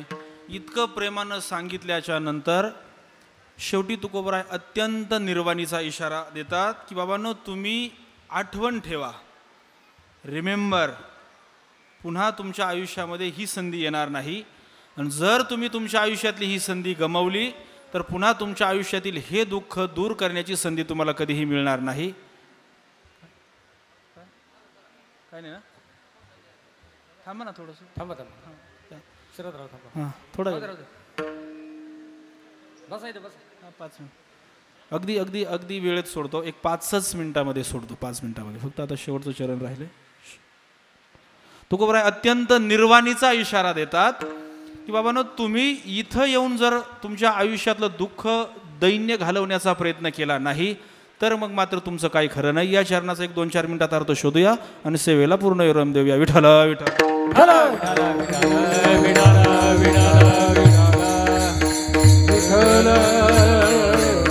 हो निर्वाणीचा इशारा आपण कधी देतो? हे बघा, आपला एखादा घरातला मुलगा जर दारू प्यायला लागला, आईला पहिल्यांदा कळतं, बाप धावून आला तरी आई म्हणते जाऊ द्या, एवढी वेळ जाऊ द्या, एवढी वेळ जाऊ द्या, एवढी वेळ जाऊ द्या. मग आई लपवते, बोलू नका आजूबाजूला, एक 5 मिनिटं फक्त, 5 मिनिटाच्या आत सोडतो, अगदी वेळेत. आई सांगते, बापाला कळू देत नाही. त्या मुलाला आई सांगते, बाबा पिऊ नको, तुझ्या बापाला कळलं तर तुला मारील, शिव्या देईल, हानील. पण हा दुसऱ्या दिवशी पुन्हा पिऊन येतो. आई पुन्हा त्याला सांगते पिऊ नको, हा तिसऱ्या दिवशी पुन्हा पिऊन येतो. मग आई ओरडते, म्हणजे नालायका तुला किती वेळा सांगितलं पिऊ नको, तुझ्या बापाला कळलं तर तुला मारील, मी काय करू, तो तुलाही मारील आणि मलाही मारील, सांगत असते ना. 2-3 महिला हसल्या म्हणजे बहुतेक असं घडलंय कुठे, म्हणजे तुलाही मारेल आणि मलाही मारेल. तर तो ऐकत नाही. शेवटी एक 4-8 दिवसाच्या नंतर त्या आईचा संयम सुटतो आणि ती निर्वाणीचं सांगते, हे बघ आज मी तुला शेवटचं सांगते, आजच्या नंतर मी तुला पुन्हा सांगणार नाही. जर तू दारू प्यायचं बंद केलं नाही तर उद्यापासून तू आणि तुझा बाप विठ्ठल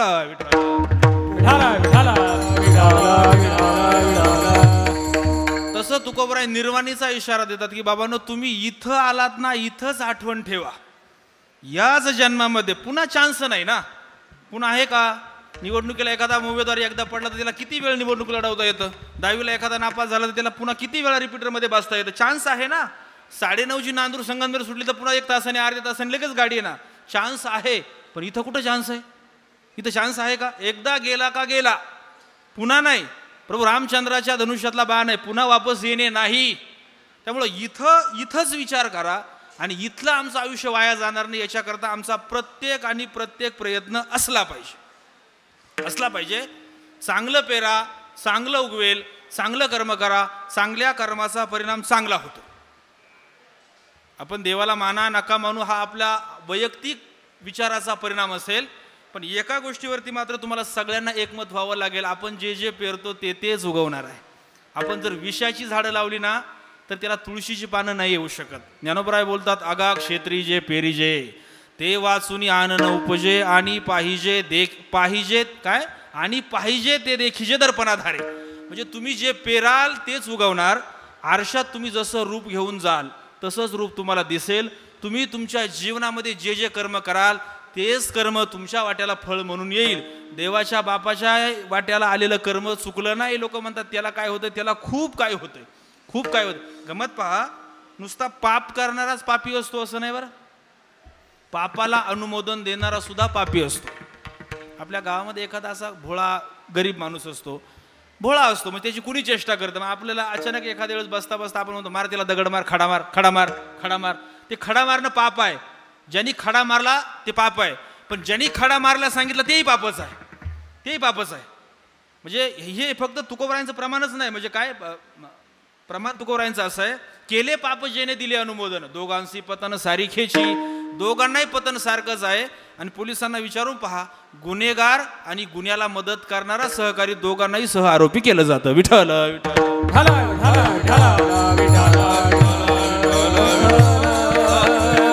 म्हणून तुकोबराय जे विचार बदलायला सांगतात ते बदललेले, परिवर्तन झालेले विचार आमच्या जीवनामध्ये यावे असं आम्हाला वाटत असेल ना, तर ते विचार गाथा ज्ञानेश्वरीच्याच आधाराने येऊ शकतात. बाकी खरं सांगू का, तुम्ही कुणासाठी किती करावं, कितीही करा, कितीही करा. लोक म्हणतात आई बापा आमचा फार जीव आहे. आई बापा तोपर्यंत जीव आहे जोपर्यंत आपले आई बापा किमान आपले मुलं सांभाळतात, तोपर्यंत, किमान तोपर्यंत. बुवा म्हातारीचे हातपाय चालतात, मुलांचं शी सू साफ करतात, तोपर्यंत जीव आहे. एकदा टेकले का नाही, नुसते आईबाप नाही, आईबापाचं सुद्धा मुलांवरती किती जीव असतो हेही सोडून बोला. एखादा शिकलेला मुलगा, बरं त्याला जर नोकरी नाही मिळाली ना, नोकरी जर त्याला मिळाली नाही तर जन्मदाते आईबाप सुद्धा त्याच्याकडे शंकेनं पाहतात, आई तर खातो का. म्हणजे जसं आईबाप मुलाला प्रश्न विचारतात तसं मुलगा सुद्धा आईबापांना प्रश्न विचारतो. या दोन्ही बाजू आहे ना. मुलगा आईबापाच्या हिताचा आहे ना, आईबाप मुलाच्या हिताचा आहे ना, बहीण भावाच्या हिताची आहे ना, भाऊ बहिणीच्या हिताचा आहे. कुणी कुणाच्या हिताचं नाही. तुमच्या आणि माझ्या हिताचे फक्त दोघच जण आहे, एक ज्ञानोबा आहे आणि दोन तुकोबा आहे. मग दोघच बाकीचे नाही का, नाही, एक कळस आणि एक पाया, बाकी सगळे मध्ये आले. हेच दोन आमच्या हिताचे आहे. यांना सोडून आम्ही आमच्या जीवनामध्ये बाकी जे जे करू ते सगळं फेलच ठरणार आहे, फेलच ठरणार. काय आहे ते म्हणतात ना की माझं तुझ्यावरती फार प्रेम आहे. मला तुमच्यावर माझं प्रेम आहे बरं का, पण माणसं म्हणतात नाही तुझ्यावरती माझं फार प्रेम आहे. या प्रेमाची व्याख्या काय आहे माहिती आहे का. ते माणसं म्हणतात की प्रेम आहे, हे प्रेम कुठपर्यंत टिकतं, जोपर्यंत मला समोरच्याकडून काहीतरी पाहिजे ते जोपर्यंत मिळत राहतं तोपर्यंत केलं जातं, त्याला म्हणा प्रेम. एकदा का मला जे पाहिजे ते समोरच्याकडून मिळायचं बंद झालं का मग प्रेमही संपून जातं. ही लॉयलिटी असते. ते इंग्रजीमध्ये एक वाक्य बघा, when the rain is over and umbrella becomes a burden, that's how loyalty shows by the people when we are usable to them and when we are not. म्हणजे आपण पावसात गेलो ना छत्री घेऊन, पाऊस आला तर लोक म्हणतात वा वा बरं झालं छत्री आणली बरं का, पावसापासून रक्षण केलं. आणि पाऊस उघडल्याच्या नंतर तीच छत्री आम्हाला ओझं वाटायला लागतं, नसतं आणलं ते बरं झालं असतं. ही लॉयलिटी आहे. म्हणजे एखादा माणूस जोपर्यंत आमच्या फायद्याचा आहे, कामाचा आहे ना, तोपर्यंत तो माझा जीव का प्राण. आणि एकदा का माझं काम निघाल्याच्या नंतर तू कोण मी कोण. दुर्दैवाने यायला नाही पाहिजे. म्हणजे प्राण्यांचा गुण घेतला पाहिजे, पण कोणता गुण घ्यावा याला काही मर्यादा आहे की नाही. कुत्रा प्रामाणिक असतो असं म्हणतात, कुत्र्याचा प्रामाणिकपणा घ्यावा. पण काही लोकांनी कुत्र्याचा वेगळाच गुण घेतलाय. कुत्र्यामध्ये एक गुण असतो, एक असतो चाटणे आणि दुसरा असतो चावणे. जोपर्यंत मिळत नाही तोपर्यंत चाटायचं आणि एकदा मिळालं का मग चावायचं. काही लोक समाजात असेच असतात ना, एखाद्याकडून आपल्याला काही मिळत नाही तोपर्यंत चाटायचं आणि एकदा मिळून झालं का त्याला चावायचं. विठ्ठल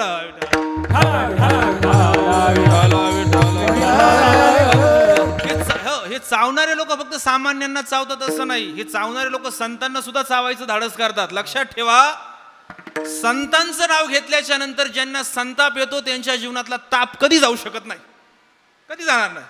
आजही आहेत ना ज्ञानोबरायांना बोलणारे, तुकोबरायांना बोलणारे, कीर्तनकारांना बोलणारे, वारकऱ्यांना बोलणारे, वादकांना बोलणारे, गायकांना बोलणारे, माळकऱ्यांना बोलणारे आहेत ना, आहेत ना.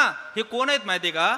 तुकोबरायांच्या गाथा बुडवल्या, तुकोबरायांना ज्यांनी त्रास दिला, ज्या मंबाजीने तुकोबरायांना त्रास दिला, आजच्या काळामध्ये कीर्तनकारांना, वारकरी संप्रदायाला, ज्ञानेश्वर महाराज, तुकाराम महाराज यांच्याबद्दल अद्वा तद्वा अनर्गल गलिच्छ बोलणारे हे सगळेच्या सगळे मंबाजीच्या रेशन कार्डातील नावं आहेत. विठ्ठल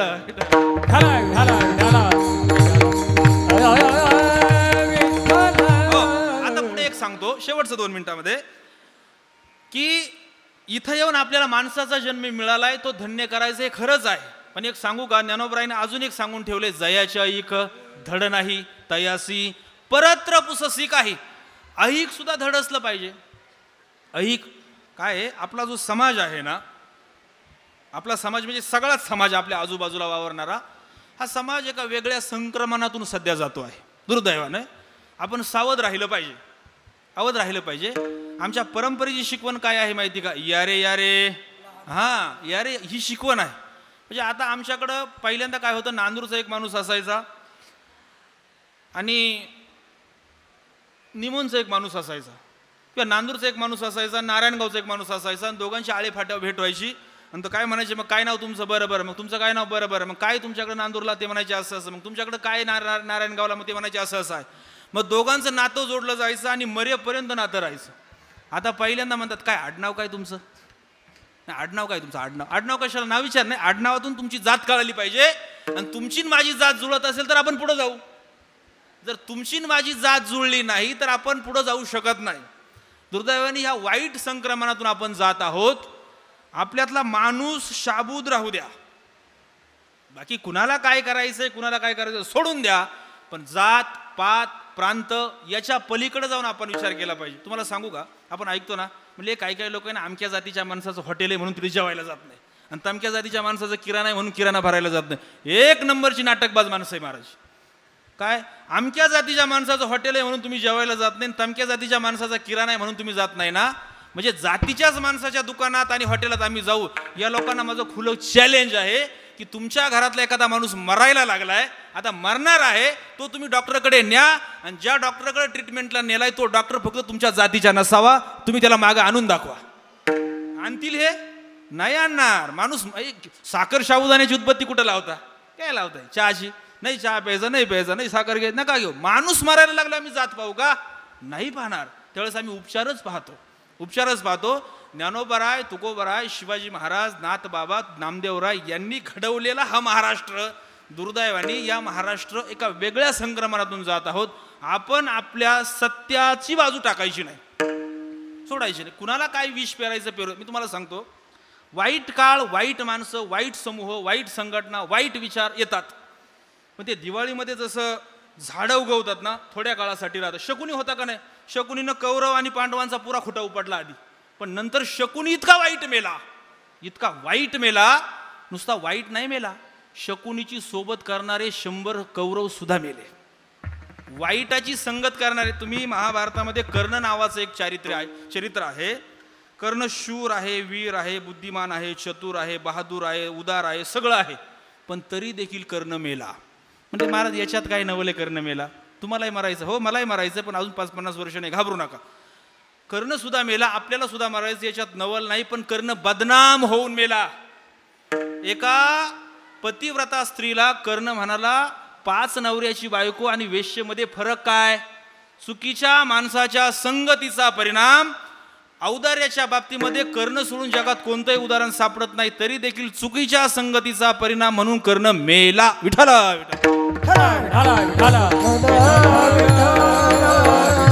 आपण सुद्धा चुकीच्या माणसांच्या संगतीमध्ये गेल्याच्या नंतर आपल्या सुद्धा आयुष्याचं वाटोळ व्हायला वेळ लागणार नाही. संगत फक्त ज्ञानेश्वरीची करा, संगत फक्त गाथ्याची करा, संगत फक्त गीतेची करा, संगत वारकऱ्याची करा, संगत साधू महात्म्यांची करा, संगत आळंदीची करा, संगत पंढरीची करा. आपल्या जीवनाची कल्याण, आपल्या जीवनाची धन्यता होईल.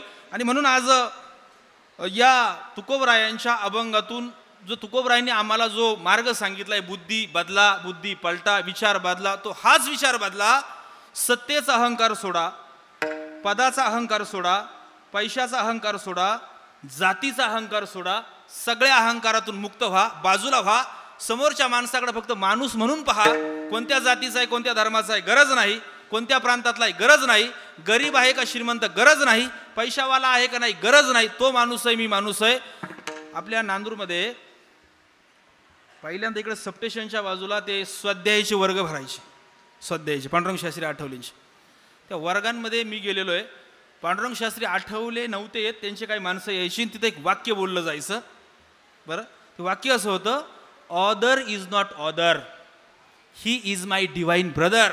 म्हणजे दुसरा हा दुसरा नाही, तो माझा दैवी भाऊच आहे. हाच पारमार्थिक विचार आहे. या विचाराची आज गरज आहे. हा दुसरा हा कुणी दुसरा नाही. हा जर माझ्या भावकीतला नाही म्हणून माझा नाही, माझ्या जातीतला नाही म्हणून माझा नाही, माझ्या गावचा नाही म्हणून माझा नाही, हा नाही. Other is not other, he is my divine brother. हा विचार आपल्या ठिकाणी असावा. तुकोबराय हेच विचार आपल्याला बदलायला सांगतात. हे विचार आपण एकदा बदलल्याच्या नंतर आपल्या सगळ्यांच्या जीवनाची धन्यता होईल. आज ज्यांच्या प्रथम पुण्यस्मरणाच्या निमित्तानं आपण सगळेच त्यांच्यावरती प्रेम करणारे नांदूरचे ग्रामस्थ, त्यांचे भाऊबंध, नातेवाईक, आप्तेष्ट, ही सगळी मंडळी आज या ठिकाणी उपस्थित आहेत. त्या स्वर्गीय तानाबाई निवृत्ती मुंगसे पाटील यांच्या प्रथम पुण्यस्मरणाच्या निमित्तानं या मुंगसे परिवाराच्या वतीनं ही सेवा मला करण्याचा त्यांनी आदेश दिला. आजींच्याबद्दल फार काय बोलावं असं नाही आहे, कारण त्यांनी त्यांच्या जीवनामध्ये वाऱ्या केल्या, पंढरपूरच्या वाऱ्या केल्या. म्हणजे आता एकदा एखादा माणूस वारी करायला लागला, देव आणि संतांच्या मार्गाला लागल्याच्या नंतर त्याच्याबद्दल बाकीच्यांनी कोणती प्रतिक्रिया देण्याची गरज नसते. जो देवाला जाऊन मिळाला त्याच्याबद्दल आपण काय बोलावं मला सांगा. म्हणजे सूर्याला पंथी घेऊन ओवाळल्यासारखं आहे. आजींनी वाऱ्या केल्या, आजींनी उपवास केले. आजींच्या घरामध्ये मंदिरामध्ये कंटिन्यू सदैव पोथीचं वाचन होत असायचं. आणि त्यांच्या कुटुंबातली माणसं भजनात आहे. हे बघा, हे पुढं चालत येतं आहे. तुम्हाला सांगू का, लई श्रीमंताच्या पोटी जन्माला आला म्हणून त्या श्रीमंताच्या किंवा त्याच्या बापाचं कौतुक होत नाही. म्हणले वारकऱ्याच्या घरामध्ये, तुम्हाला सांगतो आजही या वाक्याला चॅलेंज नाही, वारकऱ्याच्या घरामध्ये जन्माला आला, वारकऱ्याच्या घरामध्ये, याच्या एवढं मिरवण्यासारखं दुसरं काही नाही. म्हणजे तुम्हाला सांगू, एखाद्या बाईनं म्हणजे सुवासिनी बाईनं 2 किलो गळ्यामध्ये अलंकार सोनं नाणं घातलं ना तरी ते मिरवता येत नाही फार. त्यात काही मिरवणं राहत नाही फार. ते काय गंठण घाला, फंटण घाला, निकलेस घाला, अमुक घाला, ते नाही. पण त्या बाबाच्या नावाची काळ्या पाण्याची पोत मिरवायला जेवढी मजा असते तेवढं गंठण मिरवायला नसतं. तसं तुम्ही कोणत्या जहागीरदाराच्या पोटी जन्माला आला हे मिरवण्यापेक्षा तुम्ही वारकऱ्याच्या घरात जन्माला आला हे मिरवणं जास्त भाग्याचं आहे. या आजीच्या कुटुंबामधली सगळीची पुढची पिढी भाग्यवान आहे का त्यांना तान्हाईचं प्रेम मिळालं, त्यांचे संस्कार मिळाले. मोठा परिवार, ताराबाई निवृत्ती पाटील मुंगसे, त्यांची कन्या, त्यांचे मुलं धोंडीराम निवृत्ती पाटील मुंगसे, शरद निवृत्ती पाटील मुंगसे, त्यांच्या सुनबाई परिघा धोंडीराम पाटील मुंगसे, मीरा शरद पाटील मुंगसे, त्यांचे नातू संदीप धोंडीराम मुंगसे, अरविंद धोंडीराम मुंगसे, किरण धोंडीराम मुंगसे, त्यांची नातसून ललिता संदीप पाटील मुंगसे, स्मिता अरविंद मुंगसे, पूजा किरण मुंगसे, त्यांचे नातू सौरभ मुंगसे, ओमकार मुंगसे, त्यांचे पंतू सोहम मुंगसे, सक्षम मुंगसे, शिवार्थ मुंगसे. अतिशय मोठा परिवार आहे, वारकरी परिवार आहे. या परिवाराच्या वतीनं या आजीचं या प्रथम पुण्यस्मरणाचा कार्यक्रम या ठिकाणी देखणा आयोजित केला. या परिवाराच्या दुःखात सहभागी होण्याकरता आपण सगळेच मान्यवर मंडळ या ठिकाणी आलात, त्यांच्या दुःखात सहभागी होण्यात आलात. मी आपल्या सगळ्यांच्या वतीनं या कुटुंबाच्या प्रति संवेदना व्यक्त करतो. या दुःखातून बाहेर येण्याची देवानी त्यांना ताकद द्यावी अशी देवाच्या चरणी प्रार्थना करतो. आज या सेवेसाठी, या कीर्तनाला साथ देण्यासाठी महाराष्ट्रातील अत्यंत प्रसिद्ध मृदुंगवादक हरिभक्तीपरायण मुकुंद महाराज लाड, किती महाराजांचा हात गोड आहे, केवढी सुंदर साथ केली. आमचे आदरणीय विजू महाराज काळे, मनापासून धन्यवाद देतो. महाराजांचा काय परिचय? कैलास महाराज जाधव. हां, कैलास महाराज जाधव महाराजांना धन्यवाद. त्यांच्याबद्दल काय बोला, गावकरीच आहे आपल्या माणसाला काय बोला. हरिभक्तन बैरागी महाराज, तुमचं नाव घेऊ का नको, त्याचे एक्स्ट्रा लागतील. माझा सुरत, आपल्या परिसरातील एक नवोदय उदयोन्मुख आणि अत्यंत सुंदर आळंदीला शिकून आलेले कीर्तनकार हरिभक्तीपरायण आमचे मयूर महाराज नवले. आणि बाकीच्यांचे आता नाही घेत मी नाव, तेवढं करा मला माफ. सगळी गुणीजन गायक वादक मंडळी, रामनाथ बावकुडे चोपदार, उत्तम महाराज आमचे विनेकरी, अतिशय सुंदर, म्हणजे एकदा सुद्धा सांगायला लागलं नाही इतका सुंदर आवाज आमचे सिस्टमवाले दादा, त्यांना मनापासून धन्यवाद देतो. या ठिकाणी आजची झालेली सेवा ही माझा माऊली ना माझा कीर्तनकार या यूट्यूब चॅनलचे आमचे बंधू, त्यांनी सुद्धा या ठिकाणी आलेत, त्यांना सुद्धा मनापासून धन्यवाद. आपण सगळ्या श्रोत्यांनी मागच्या जवळपास 2 तास आणि 10 मिनिटे ही सेवा अत्यंत शांतपणाने श्रवण केली. तुम्हाला सुद्धा धन्यवाद. झालेली सेवा श्री माऊलींच्या चरणी समर्पित करून सेवेला पूर्णविराम. ज्ञानोबा माऊली तुकाराम, ज्ञानोबा माऊली तुकाराम, ज्ञानोबा माऊली तुकाराम, ज्ञानोबा माऊली तुकाराम, ज्ञानोबा माऊली तुकाराम. ज्ञानोबा माऊली तुकाराम. हरे विठ्ठल जय जय विठ्ठल. जय विठ्ठल जय जय विठ्ठल. बोली गेले कोटे बेटे करा क्षमा अपराध महाराज तुम्ही. नाही चारिला अधिकार दे आतुरा. करा क्षमा अपराध महाराज तुम्ही. तुका म्हणे ज्ञानेश्वरा राखा पायापैकी करा. करा क्षमा अपराध महाराज तुम्ही. ज्ञानदेव तुकाराम तुकाराम तुकाराम तुकाराम. ज्ञानदेव तुकाराम पंढरीनाथ भगवान की जय. कान्होबाई निवृत्ती पाटील मुंगसे यांच्या प्रथम पुण्यस्मरणासाठी आपण सर्व या ठिकाणी उपस्थित आहात. शोकातून जरी मुक्त होता आलं तरी मातेच्या ऋणातून तिच्या विचारातून मुक्त होता येत नाही. आणि त्यानिमित्ताने मातेच्या या ठिकाणी अभिवादन करत असताना हरिभक्तपरायण योगेश महाराज नागरे खरं तर आपल्यासाठी भूषणाची बाब आहे. आणि अत्यंत वास्तववादी समतावादी या ठिकाणी जे प्रबोधन त्यांनी मांडलं त्याबद्दल नांदूरवासियांच्या वतीने त्यांच्याप्रती मनपूर्वक कृतज्ञता. आणि नांदूर शिंगोटेवासियांच्या वतीने या ठिकाणी हरिभक्तपरायण योगेश महाराज नागरे यांचा ग्रामस्थांच्या वतीने प्रातिनिधिक स्वरूपात आमचे ज्येष्ठ मार्गदर्शक आनंदराव शेळके हे सन्मान करत आहे. कृपा करून त्या सन्मानाचा त्यांनी स्वीकार करायचा आहे. आदरांजली श्रद्धांजली व्यक्त करण्यासाठी आदरणीय NM मंडलिक साहेब यांना विनंती आहे की आपण या ठिकाणी स्टेजवर यायचं आहे. या कीर्तनासाठी खंबाळ्याचे आमचे आंधळे महाराज आणि महाराष्ट्राला सुपरिचित असलेले सर्व गायनाचार्य गोडगळ्याचे त्याचप्रमाणे पखवाद वादक आमचे दादा या सर्वांच्या प्रती या ठिकाणी मंगलकामना. आदरणीय मंडलिक साहेब. शोकाकुल सर्व बंधू भगिनी आणि ज्येष्ठ सर्व नागरिक आणि या पंचकृषीतील नांदूर शिंगोटे ग्रामस्थ सर्वच आपण या ठिकाणी या मातेला अभिवादन करण्यासाठी उपस्थित झालेलो आहोत. मुंगशे परिवाराला एक परमेश्वराने देणगी दिलेली आहे. अत्यंत मितभाषी परंतु माणुसकीचा या ठिकाणी ठेवणारा हा मुंगशे परिवार या ठिकाणी आपल्या सर्वांना घेऊन बरोबर जात आहेत. ही खरी या मातेला अभिवादन करण्यासाठी भूषणाची गोष्ट आहे. 3 वर्षापूर्वी या ठिकाणी मातेला भेटण्यासाठी संगमनेरच्या हॉस्पिटलमध्ये शरदबरोबर आम्ही गेलो.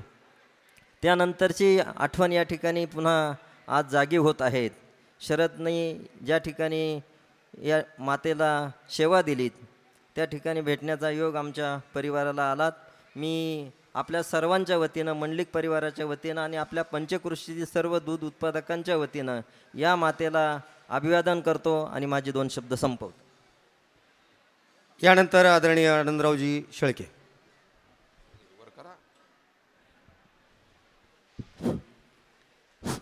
आमच्या नांदूर शिंगोटे गावचं भूषण हरिभक्तपरायण योगेश महाराज नागरे आणि उपस्थित सर्व बंधू आणि भगिनींनो, आमच्या नांदूर शिंगोटे गावातील आमच्या सर्वांचे सहकारी मित्र दोंडीराम मुंगशे, शरद मुंगशे यांची आई तान्होबाई निवृत्ती मुंगशे हिचं हे प्रथम पुण्यस्मरण आहे. तान्होबाईला म्हणजे आमची मोठी आई, जिला मी आयुष्यभर मोठी आई म्हणत आलो. आणि आजच्या या प्रथम पुण्यस्मरणाच्या निमित्तानं नागरे महाराजांनी अतिशय समर्पक असा मोठ्या आईच्या जीवनाशी निगडीत असा अतिशय गोड असा अभंग या ठिकाणी सादर केला. अतिशय समर्पक अभंग समर्पित भावनेनं या ठिकाणी त्यांनी सादर केलेला आहे. महाराज, तुम्ही एक सांगितलं की जसं पेराल तसं उगवतं. मी या मोठ्या आईचा जीवन परिचय मी लहानपणापासून बघत आलेलो आहे. साधारण मी लहानपणापासून तर माझं लग्न होईपर्यंत दोंडीराम त्याची आई म्हणजे मोठी आई आम्ही बरोबर शेजारी राहायचो. त्या काळची तिची प्रतिकूल परिस्थिती, ती गरिबी मी स्वतः बघितलेली आहे, डोळ्यानं बघितलेली आहे. परंतु कितीही गरिबी असली, कितीही प्रतिकूल परिस्थिती असली तरी पण आपण गरीब आहोत, त्यासाठी आपला स्वाभिमान विकणं, अभिमान विकणं हे कधीही मोठ्याने केलेले नाही. लोकांच्या प्रत्येक माणसाचे बांध या माऊलीनं साळलेले, परंतु आपल्या सर्व मुलांना कधीही तिनं कमी पडू दिले नाही. आई आणि बाप ही दुहेरी भूमिका या माऊलीनं जीवनामध्ये बजावली आहे. आणि हे करत असताना आपल्या मुलांना अतिशय संस्कारी, अतिशय गुणवान असा परिवार या माऊलीने निर्माण केलेले वास्तविक अवघड असतं. गरिबीमध्ये माणसाकडून चुका होतात, लाचारी होते, परंतु आज तिचे जे मुलं आहेत दोन्ही अतिशय सज्जन, मी सांगण्याची आवश्यकता नाही, सगळ्यांना माहिती आहे, अतिशय सज्जन, अतिशय गुणवान, अतिशय सुस्वभावी अशी 2 मुलं परमेश्वरानं तिनं जे पेरलं ते या अर्थानं उगवलेलं आहे. आणि या दोन्ही भावांचं मी एक कौतुक करेन. मी नेहमी संपर्कात असायचो. शेवटच्या पर्वामध्ये म्हणजे मोठ्या आईचं वार्धक्य आल्यानंतर, ती आजारी झाल्यानंतर या संपूर्ण परिवाराची तिची जी सेवा केली आहे तिचा मी साक्षीदार आहे. अतिशय आनंदानं आपल्याला हे करायला मिळतं आहे, आईची सेवा करायला मिळते, ही भावना असू ठेवून या माऊलीची सेवा या परिवारानं अतिशय उत्कृष्टपणे केलेली आहे. मी जेव्हा जायचो तेव्हा मोठ्याही खाटेवर बसलेली असायची, अतिशय सुंदर पातळ, आंघोळ बिंगोळ अतिशय स्वच्छपणे असं मी बघितलेलं आहे. ही पुण्याई या माऊलीची होती, त्या मुलांना निश्चितपणे मिळेल.